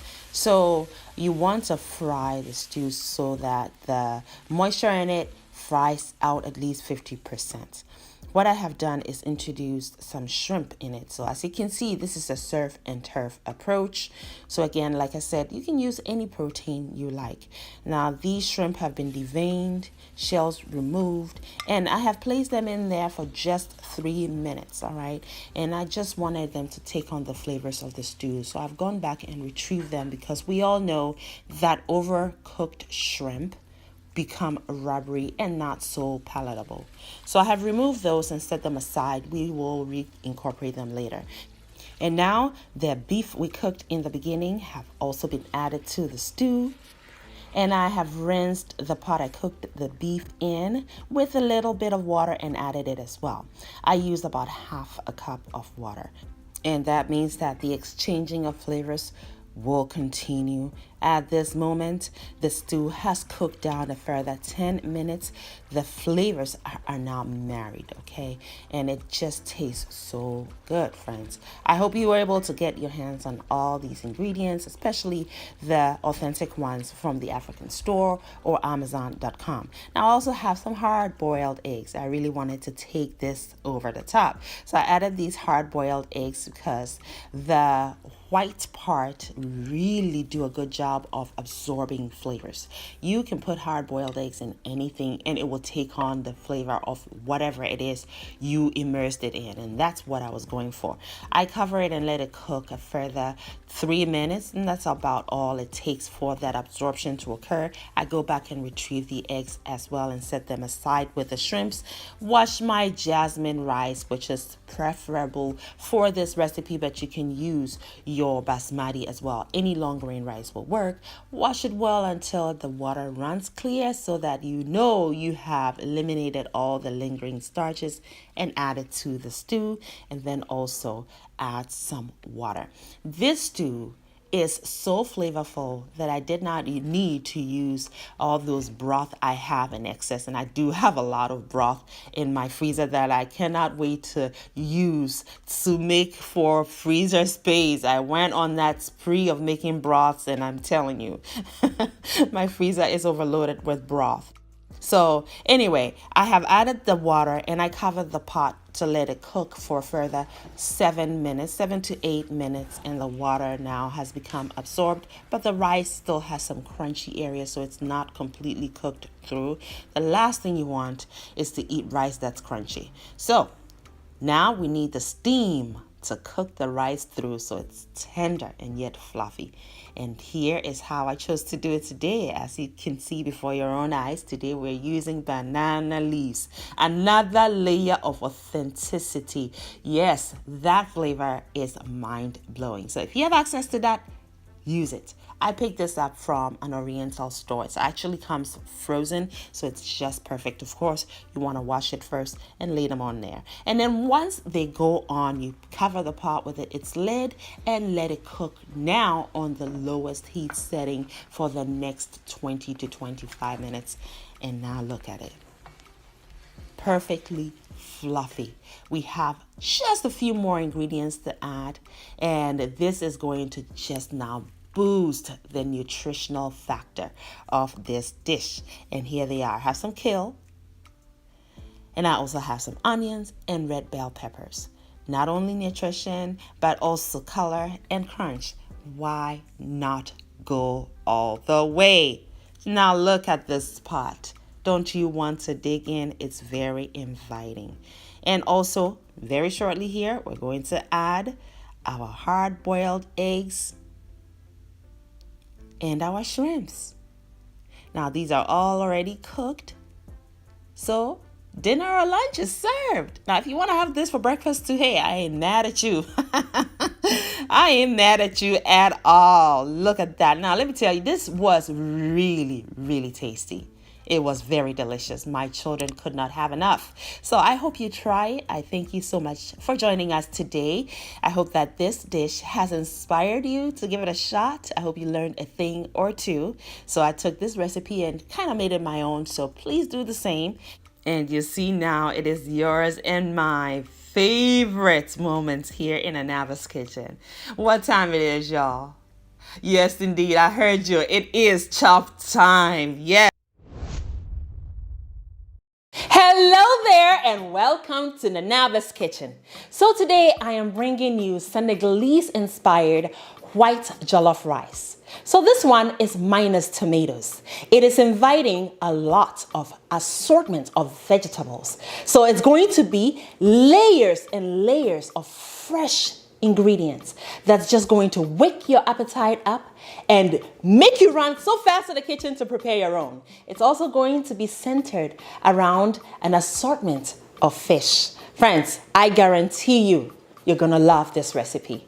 Let's start first by washing our hands.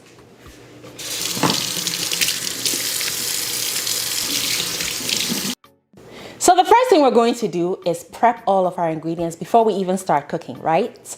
Yes, so first thing we're going to need is prepare our green marinade, for which we'll need a whole lot of flat leaf parsley.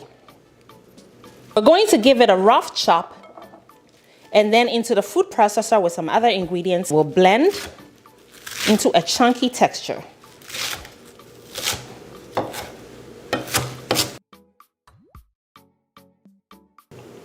Followed by 1 habanero chili.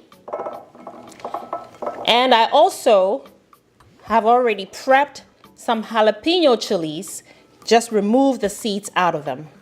We want that chili flavor from this. Chili peppery flavor. You want to give these also a rough chop and then add them to the food processor.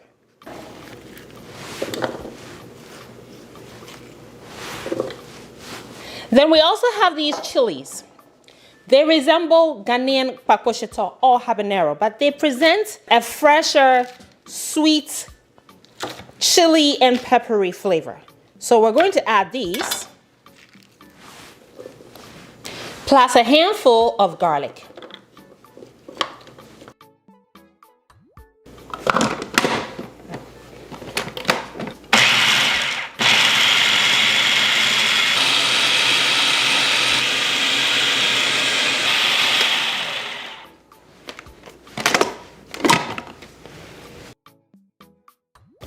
All right, so that's blended into a chunky consistency, just how you want it.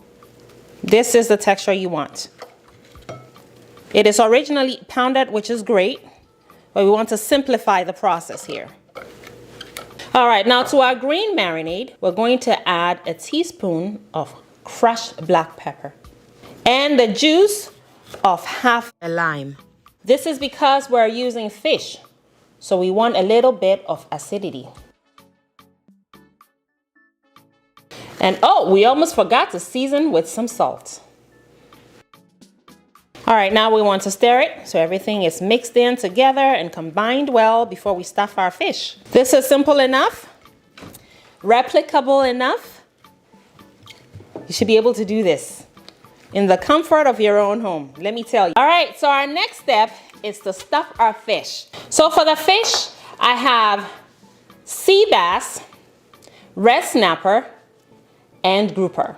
Okay, to stuff, we're going to create a hole in the fish with the fillet knife, just like so. So now you can insert your marinade in there, okay, on both sides.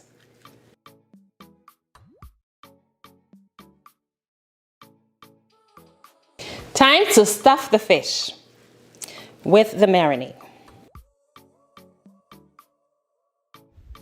So again, friends, we are making Senegalese Thieboudienne. That's what they call this dish. It is a type of jollof rice, and as we all already know, the Senegalese people invented jollof rice. That's a debate for another video, so we're not going to get into it right now. But we're stuffing the fish. That's what we're going to get into. And we want the stuffing to remain a stuffing and not to be coated onto the fish, all right? Because when we fry it, we don't want it to burn. All right, so our fish will be marinating at room temperature for the next few minutes.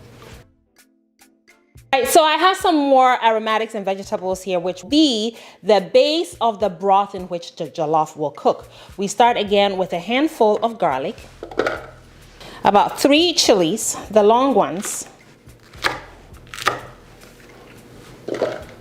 1 habanero chili, and some sweet peppers.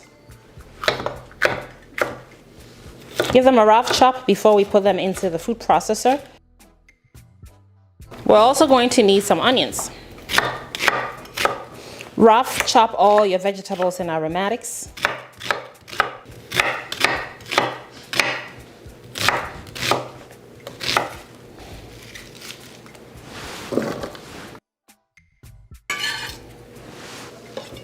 We're going to need a small amount of ginger as well, about half your thumb size.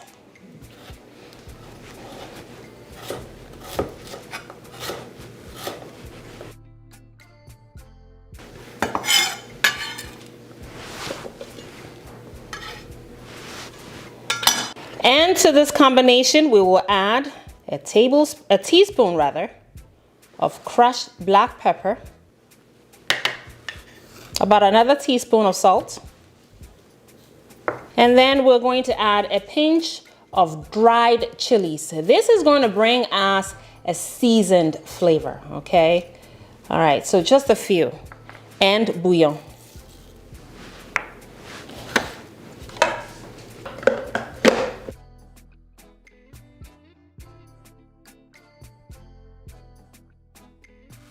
We're gonna pour this mixture right next to our green marinade. Both of these components are gonna end up in the rice. So we can pour this mixture right next to the green marinade. No problem there. The last thing we're going to process is a finishing condiment, whose base is mainly dawa dawa or locust bean. We'll mold it into a ball, insert it into the middle of the rice as it cooks. And then in the end, we'll be serving the rice dish with it. For that, we're going to need a 1/4 cup of dawa dawa. We've washed it thoroughly. Just dump it right in there. And by the way, dawa dawa is full of umami flavor.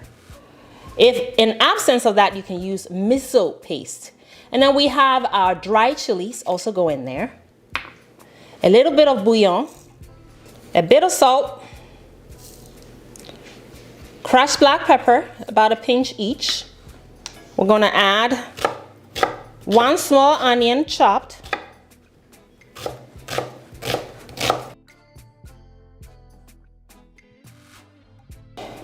and the juice of half a lime. When I had this dish in New York, I remember the finishing condiment here having a tangy note to it. So that's where the lime comes in. Now I'm going to take about a tablespoon of this mixture here and add it because I need the garlic, a bit of that ginger, and the fresh habanero chili in there. All right.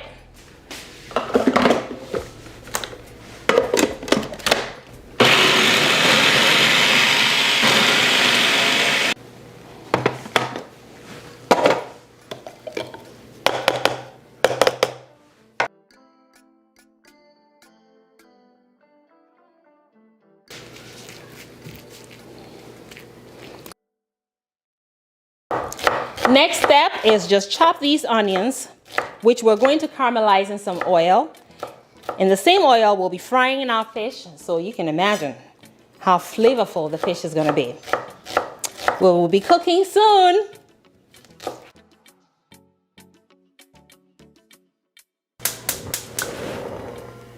All right, so you want to start on medium heat, and then into your pot, you're going to pour some oil, about 2 cups.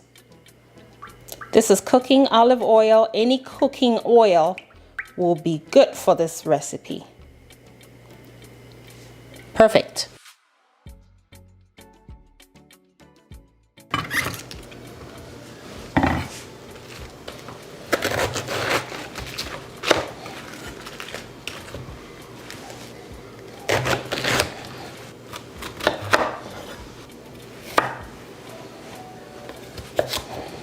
We're preparing all of our vegetables. First, we have our carrots, our sweet potatoes, and you want to cut these into big chunks. Otherwise, they will get missing in the dish.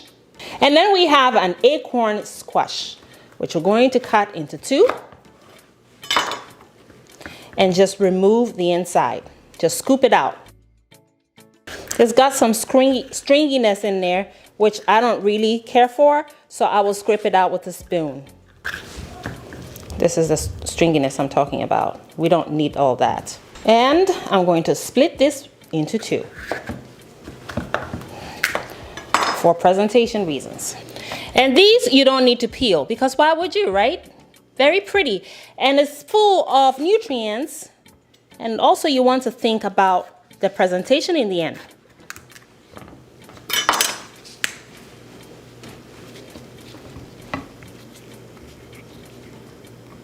All right, and then we also have another kind of squash.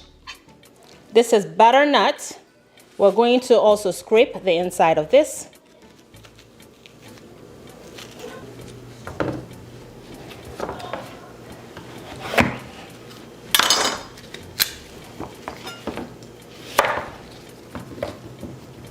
Now this I like to peel because the skin is just way too hard.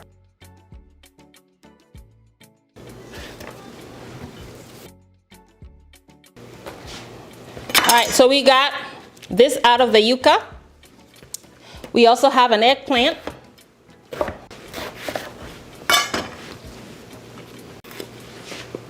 And we have 1 whole head of a small cabbage cut into 4, as well as a cauliflower. So these are the main vegetables plus some chilies. These are all gonna go in whole. Chilies and peppers, okay? Now, as you can see, I have arranged them from the hardest vegetables to the softest. And it's in this order that we're going to cook them. We're going to perfume our hot oil with some fermented fish and fermented snail.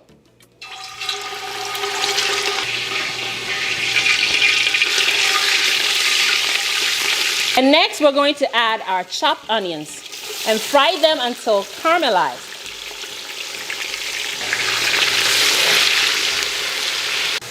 And now our onions look caramelized, so we're going to start frying some of our fish. And before they go in, a sprinkle of salt on the outer section of the fish. And then right on the caramelized onions they go.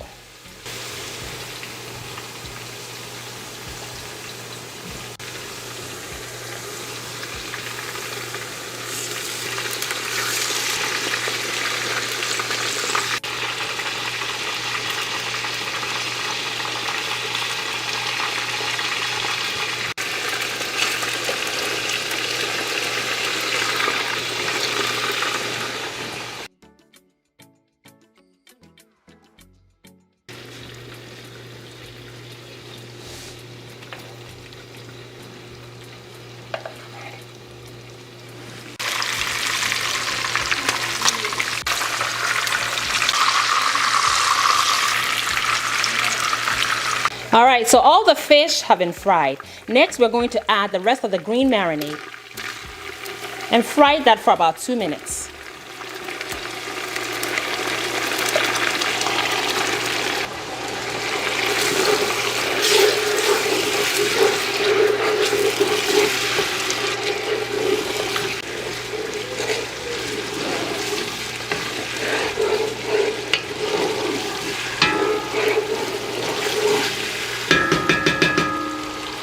Then to this fry, I'm going to add Kobe.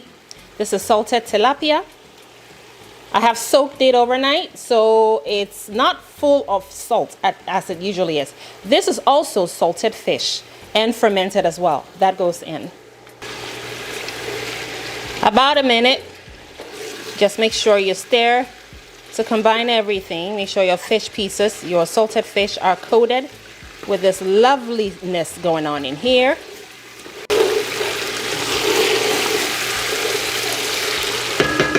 All right, so as you can see, the parsley is going from that bright green color to a more darkened green. And then we also have all this caramelized onion pieces in there. It has a depth of aromas. Next, we have hot water. We're going to create a broth by adding some of the hot water to it.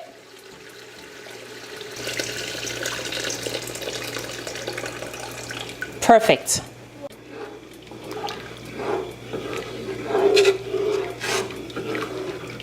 And we're going to taste for salt. We will need to add a little bit of salt because the next thing we're doing here is we're going to cook our vegetables. So first we have our carrots. The harder vegetables go in first, followed by our sweet potatoes, the yuca. Now we're going to cover and cook for 4 minutes.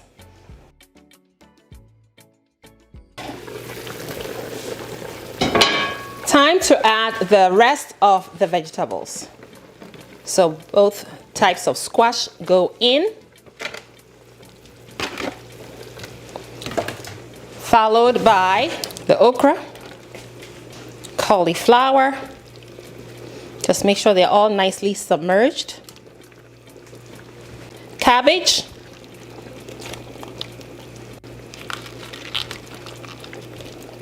Then the eggplants.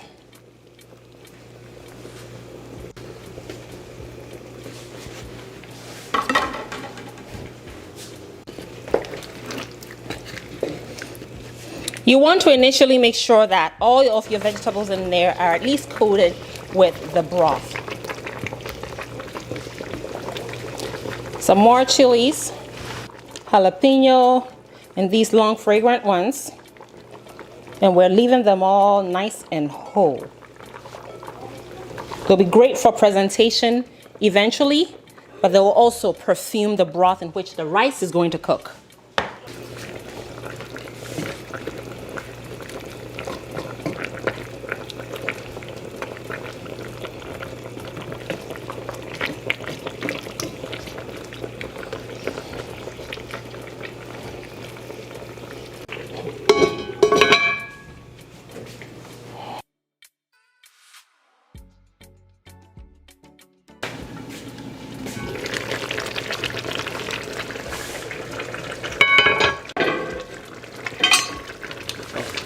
All right, so our vegetables are nice and tender. I do not want to cook them further because they will become mushy. So we're going to start retrieving them. See how vibrant the colors are still? This is very important for presentation.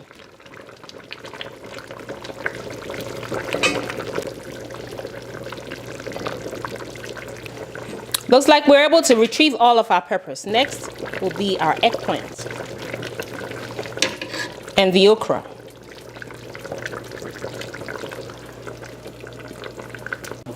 The squash is next.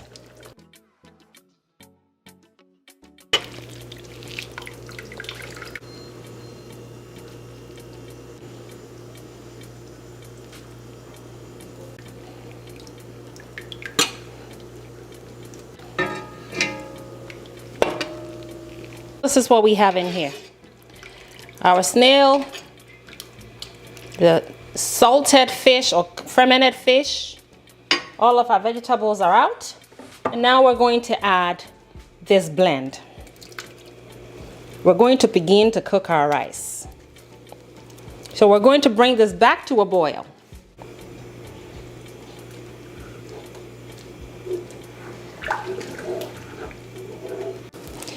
Almost time to put the rice in, but first we have to wash it.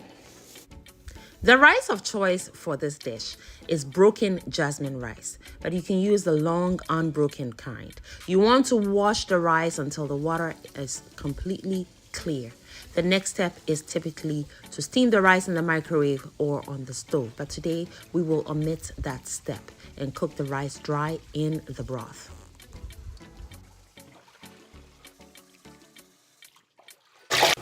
And next we need to add some kind of a browning agent. I have dark soy sauce here, and I'm just going to drizzle that in while I stir. I want to make sure this thing is not too brown, but just brown enough to give our rice some color. I think we can start here. Next, we add the rice.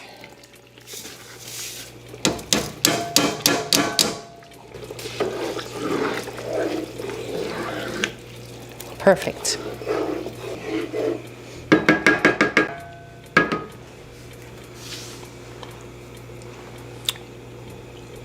We need just a tad bit of salt.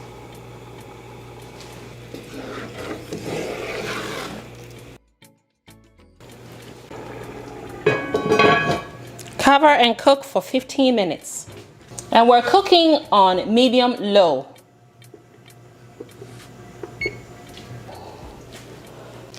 It's been 15 minutes, so it is time to stir the rice. This way the rice can cook with steam.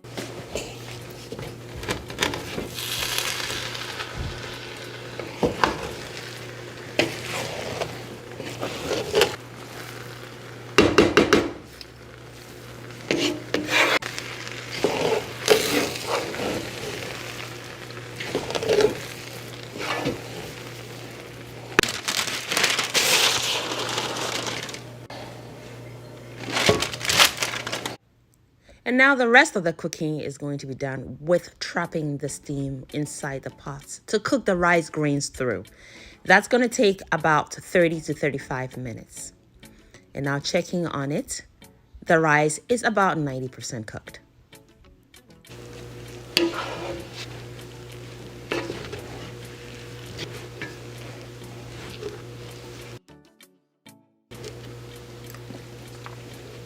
And now we're going to make space for our finishing condiment.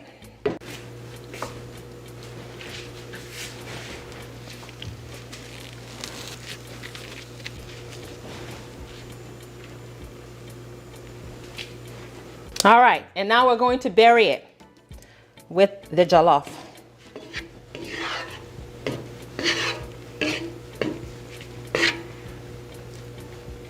Our rice grains are about 90% cooked. So they're nice and fluffy and loose, which is important to let the steam come through and cook the rest of it.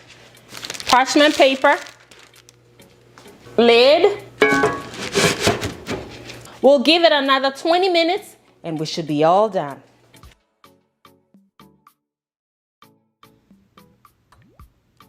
So 20 further minutes of cooking on low heat, trapping the steam, and our rice grains are cooked all the way through without any crunchy areas. So now you will go and fetch our finishing dawa dawa condiments. And then you will want to stir the rice all the way through. And let me tell you, friends, this is a beautiful dish and you must try it. Senegalese white jollof rice inspired, minus tomatoes. And friends, when I tell you that Senegalese people know how to cook their jollof rice, because they're the inventors. And friends, don't even get me started on that.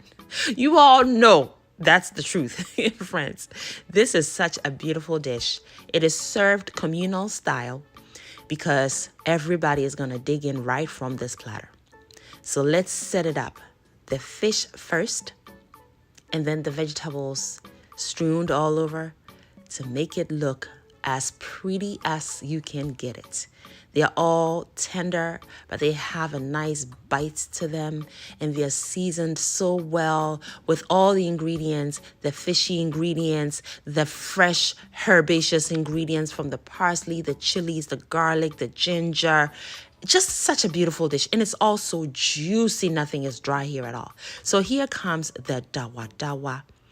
You're going to take pieces of that and insert them at every single little corner you can find.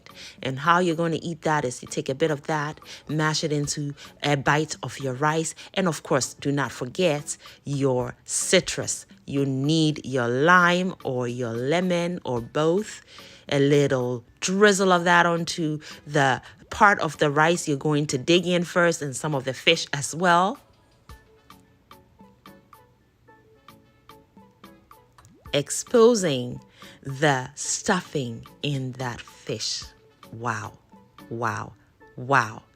So yes, you eat this together, communal style, like I stated. The family is going to be joining me here soon, but I had to take the first bite. I did all this work. And boy, oh boy, breaking into that happy dance.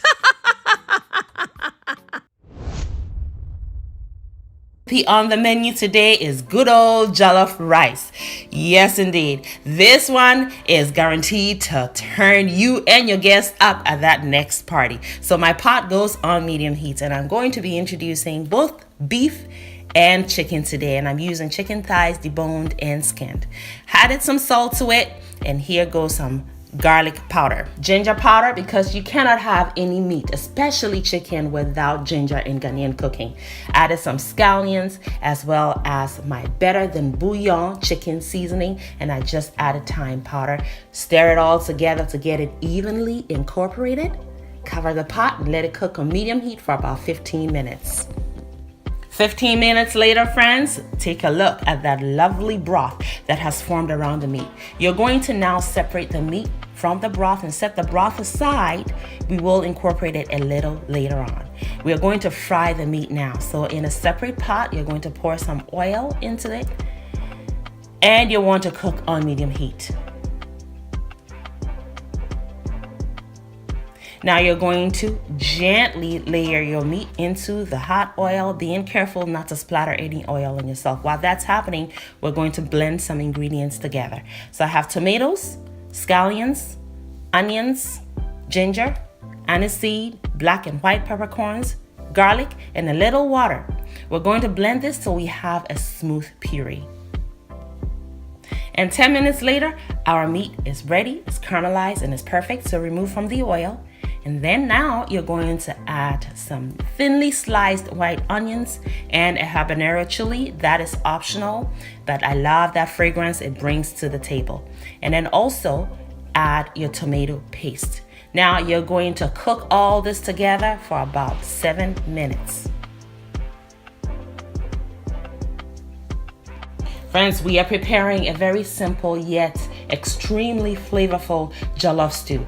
Now add your tomato mixture, stir the pot until all the ingredients are evenly incorporated. Cover the pot and continue to cook on medium heat for about 10 minutes. Now I have some dry ingredients. I have shrimp powder, smoked paprika, and curry powder. Stir it all in. Now these dry ingredients will help to intensify the flavors even more. Stir it in and cook for about 2 more minutes. And then you're going to now incorporate the meat that we fried from the beginning. As the oil has settled to the top, you're almost done cooking the stew. That means that you have fried the stew till almost all the moisture is evaporated. Now you're also going to introduce the broth we developed from cooking the meat. Stir it all in to evenly incorporate all your ingredients at this point. Cover it back up, let it cook for about 5 more minutes. And now voila, your stew is done. You're ready to cook some jollof rice. What I do though is I go in and I remove all the oil I used in frying these ingredients, because I can always use it to cook some omelette or some more jollof rice on a later day. And then I also remove some of the stew and set it aside for serving later. And then I incorporate 4 cups of jasmine rice, which I have washed thoroughly, and then I toast my rice and add some water to it. All the ingredients are listed below in the description box for your convenience. Because I used 4 cups of rice, I add 6 cups of water. Now I cover it up, let it continue to cook on medium heat for about 15 minutes, and I go in and I stir the pot. That's very important when you're cooking jollof rice. You want to stir it and take the bottom to the top and vice versa. Cover it with a parchment paper to trap the steam and turn your heat down to the lowest setting. Cover with the lid and let it cook for 20 minutes, by which time the jollof will be almost completely cooked. I am incorporating some more nutrition, some more color and more flavor into the dish, so I've added some carrots as well. Now I go in and I stir it, cover it back up, let it cook for 5 more minutes, because it doesn't take long to really cook the carrots and the vegetables. Now we are ready to incorporate the last bit of ingredients. So I have my bell peppers, use any colors you want, as well as some onions and also string beans or green beans. And I've also added some of the stew I removed from the beginning to flavor up the ingredients that I just added, those fresh ingredients. Stir it all together. Your jollof is as good as done. Cover it, let it cook for 2 more minutes, turn the heat off, and voila. Freshen everything up, optional step, but I love cilantro in this dish. So I add some cilantro or coriander leaves and stir it together. Your jollof is done. And friends, you're ready to serve as you would at any party. Just take a look at that. You serve it with some Ghanaian salad recipe coming up pretty soon, so stay tuned.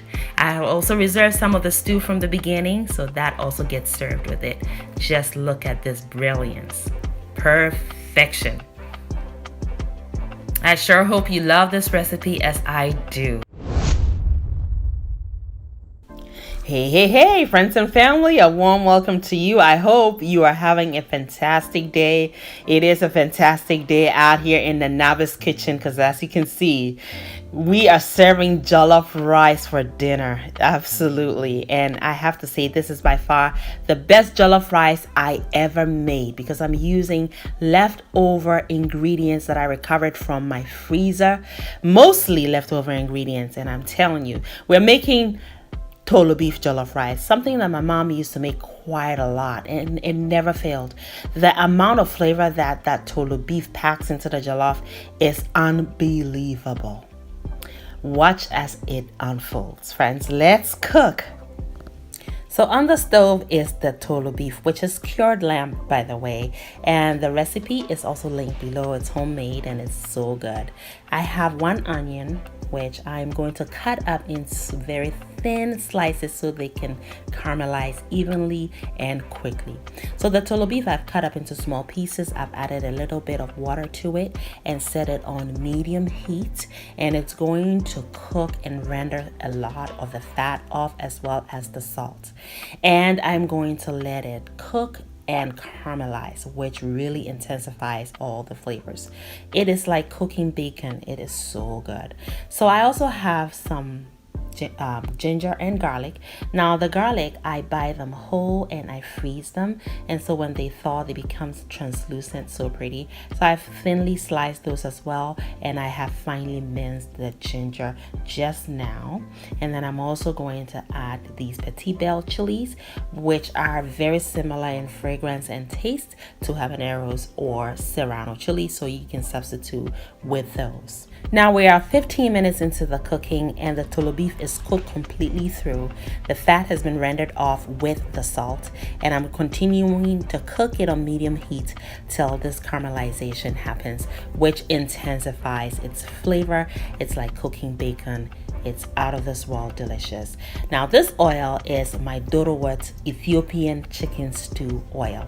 I used avocado oil, which is a heart healthy oil, and I skimmed a lot of that oil off after I cooked the stew and stored it in the fridge. So this is another leftover ingredient.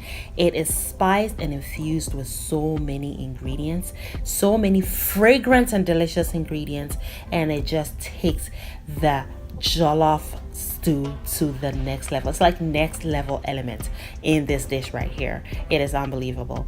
So I've added that to the pot and also added the onions, the garlic, the ginger, and the petit belle chilies and stirred it together. I covered the pot to let it continue to caramelize until I get almost like a marmalade texture, and it's sweet and delicious. Now what's going in is my tomato paste, which also really brings that gorgeous, luxurious element, okay, in terms of the color that it imparts to the jollof rice. Jollof rice color has to be rich, okay? It has to be rich, it has to be intense, in your face. It is so good. So that goes in, and it is canned, so I'm going to cook it for about 10 minutes until that canned flavor is cooked off or out. Now I'm adding some diced tomatoes, and that also gets cooked until it also sort of disintegrates. So we're still cooking on medium heat, and at this point we're about 30 minutes into the cooking.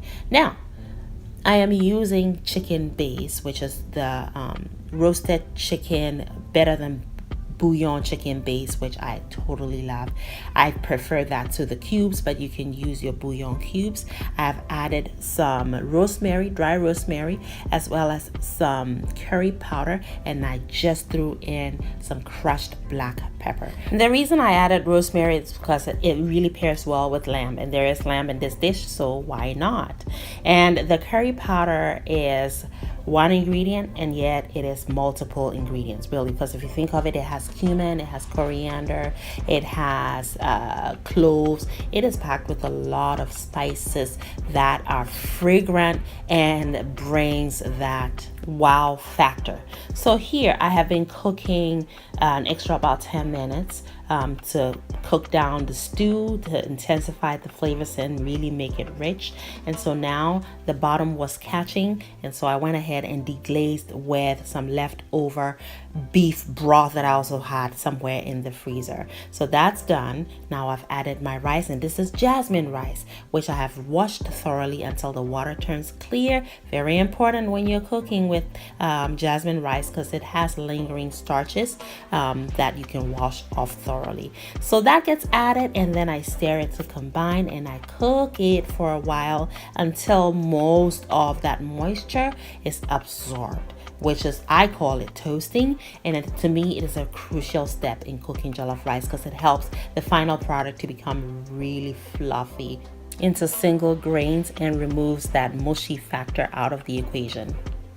And the next step is to introduce that moisture, okay, or that liquid that's going to steam the rice and cook it completely through to where there are no crunchy bits at all. So I add the beef broth, stir it in to combine. All right, and then we scrape the sides so they all cook together. We don't want to lose any of this deliciousness in here. So once it's all combined, pot sides are cleaned out, we're going to lay the lid onto the pot, still on medium heat. We're going to cook for about 10 minutes, and then when you go back in, you'll notice that the moisture is partially absorbed. Now, jollof rice requires a lot of tender, loving care. You have to really pay attention to your jollof rice. So you have to go in periodically and stir it, okay? So you're moving the top to the bottom and vice versa. And that way you're circulating that steam. It is the steam that's going to cook the jollof rice. And also by doing so, you're actually leaving airy, like air pockets in there, so the steam is able to circulate evenly. And then at that point, you're going to cover it with parchment paper or foil, and then the lid as well to trap the steam. And then turn the heat all the way down to its lowest setting and cook for about 30 minutes. And it's going to cook it so fluffy you won't believe it. Now this here is my slaw. Now I picked up the already packaged slaw called the sweet kale slaw. The only thing that I feel is missing in this prepackaged slaw is the carrots. So I just added some shredded carrots that I already had in my fridge, and I add my distilled vinegar and some water, and so that way I can clean it out and get rid of any impurities that might be in there. And hey, I spin it and all the water is out now. I'm going to add the prepackaged candied cranberries and pumpkin seeds, and those cranberries, they're sweet and tangy. I just love the flavor profile that it brings into the salad bowl. And then there's also the prepackaged very sweet creamy salad dressing that has poppy seeds in it. It's so delicious. I got this from Costco, so I just picked it up, and hey, there you have it. We have slaw to go with our jollof rice. And Costco is a wholesale store that sell things in bulk. It's like Sam's Club, and when I go there to shop, I'm thinking of my big family, so I pick up a lot of things that last quite a while, including rotisserie chicken, especially on my lazy days when I don't want to do too much. So I picked up this rotisserie chicken, so it's already cooked and it's flavorful. And I also have some suya.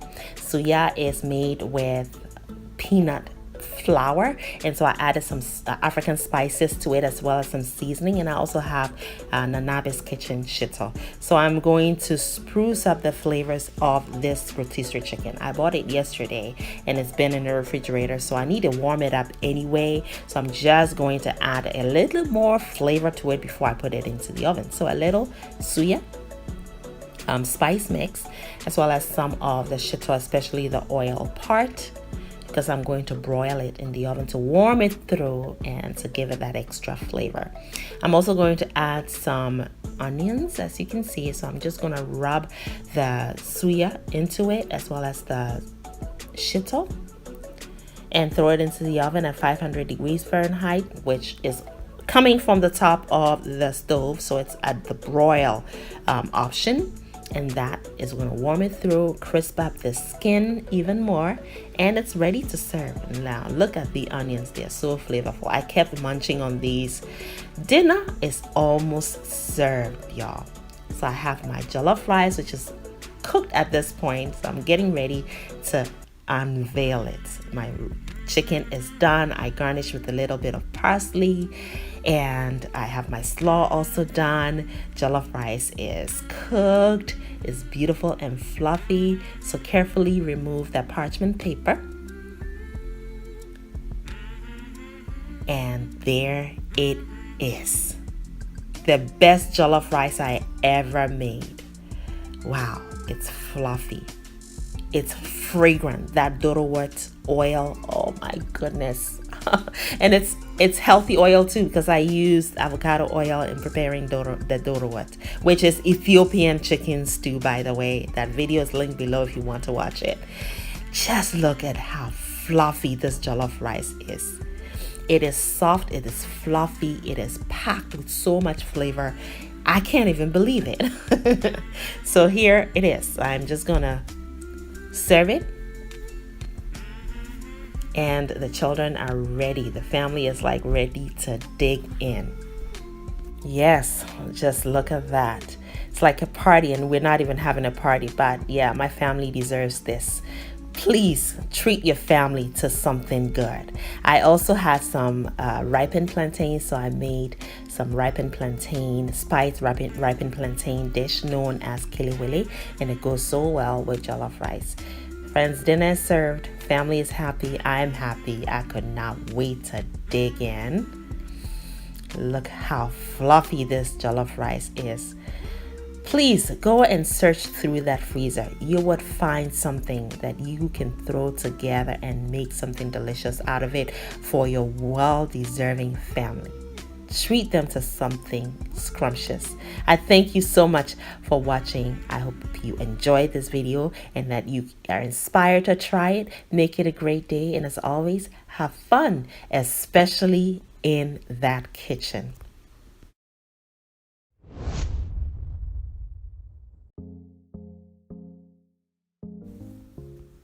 Let's make some vegetarian jollof rice that is so tasty you'd be like, I cannot believe there is no meat or animal protein in here. So previously I dehydrated some red bell peppers or paprika peppers.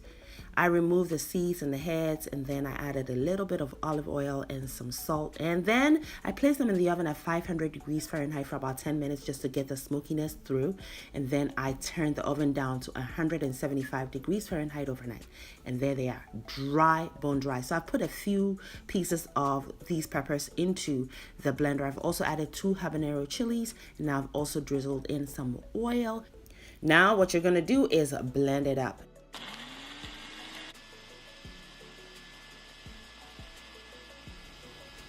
This now becomes the base, most of the base of our jollof stew. It is sweet and it is smoky. All of those flavor profiles you must have in your jollof rice. So in the pan we're going to cook the jollof in, I pour some olive oil and 2 cups of thinly sliced shallot onions. Also remember to season to taste with some salt or your bouillon of choice, and add your crushed black pepper. What we're going to do now is cook it until it's caramelized. That should take about 10 minutes. On medium heat, you want to do this slowly and patiently to prevent burning your thinly sliced shallot onions.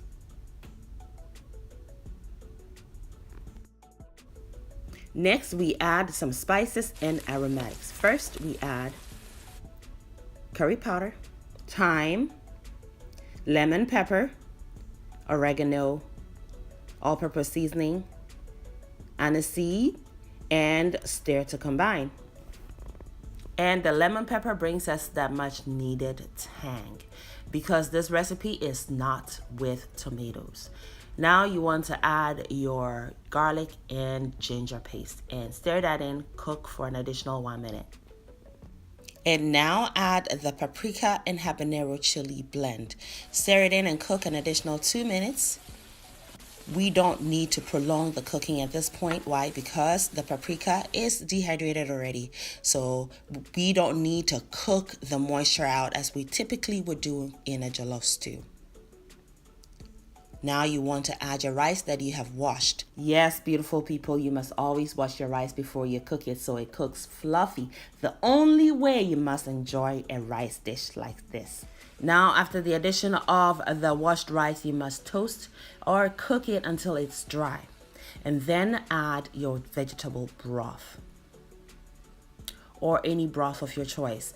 I'm keeping this vegan, so I'm using my vegetable broth. I'm also following up with some water because we need a little more moisture in here to cook the rice.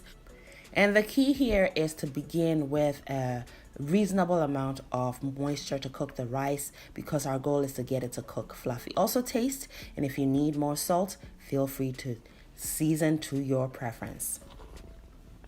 The type of rice you're cooking your jollof with is a huge determining factor of how much moisture to use because basmati rice cooks a little different than jasmine rice, okay? So in this case, we've added just enough moisture to be above the rice about 2 centimeters higher.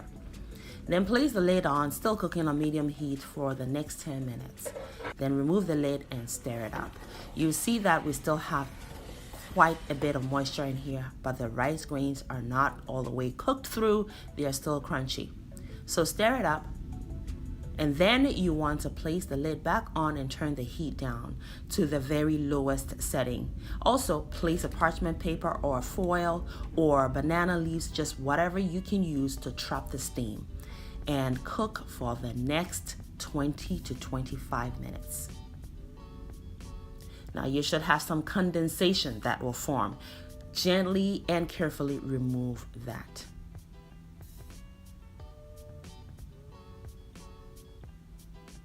The rice grains are cooked through. They are tender, no crunchiness anywhere except in the bottom where they ought to be, and they are fluffy as you can see. Ready to serve. We're not missing tomatoes here, but we still have that hint of tanginess from the lemon pepper. It is smoky. It has a small amount of sweetness to complement all the savoriness happening here. And see how it's pouring out so freely and easily because it is fluffily cooked. And let me tell you, there's no way you'll forget the best part. The crunchy bottom, the aseho, the shishin, the kanzo, the ukoko in Swahili, the sakarat in Spain. Yes, scrape it up and crunch on.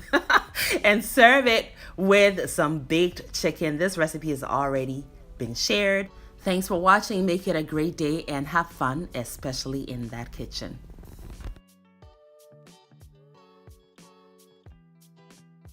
Thank you, beautiful person, for watching the video all the way to the end. Kindly leave me a comment and subscribe down below, and don't forget to share the video as well. Also, watch more videos. It is chop time, and here in Anaba's kitchen, chop time is always yes, friends. So pull up a chair. We are all friends and family here.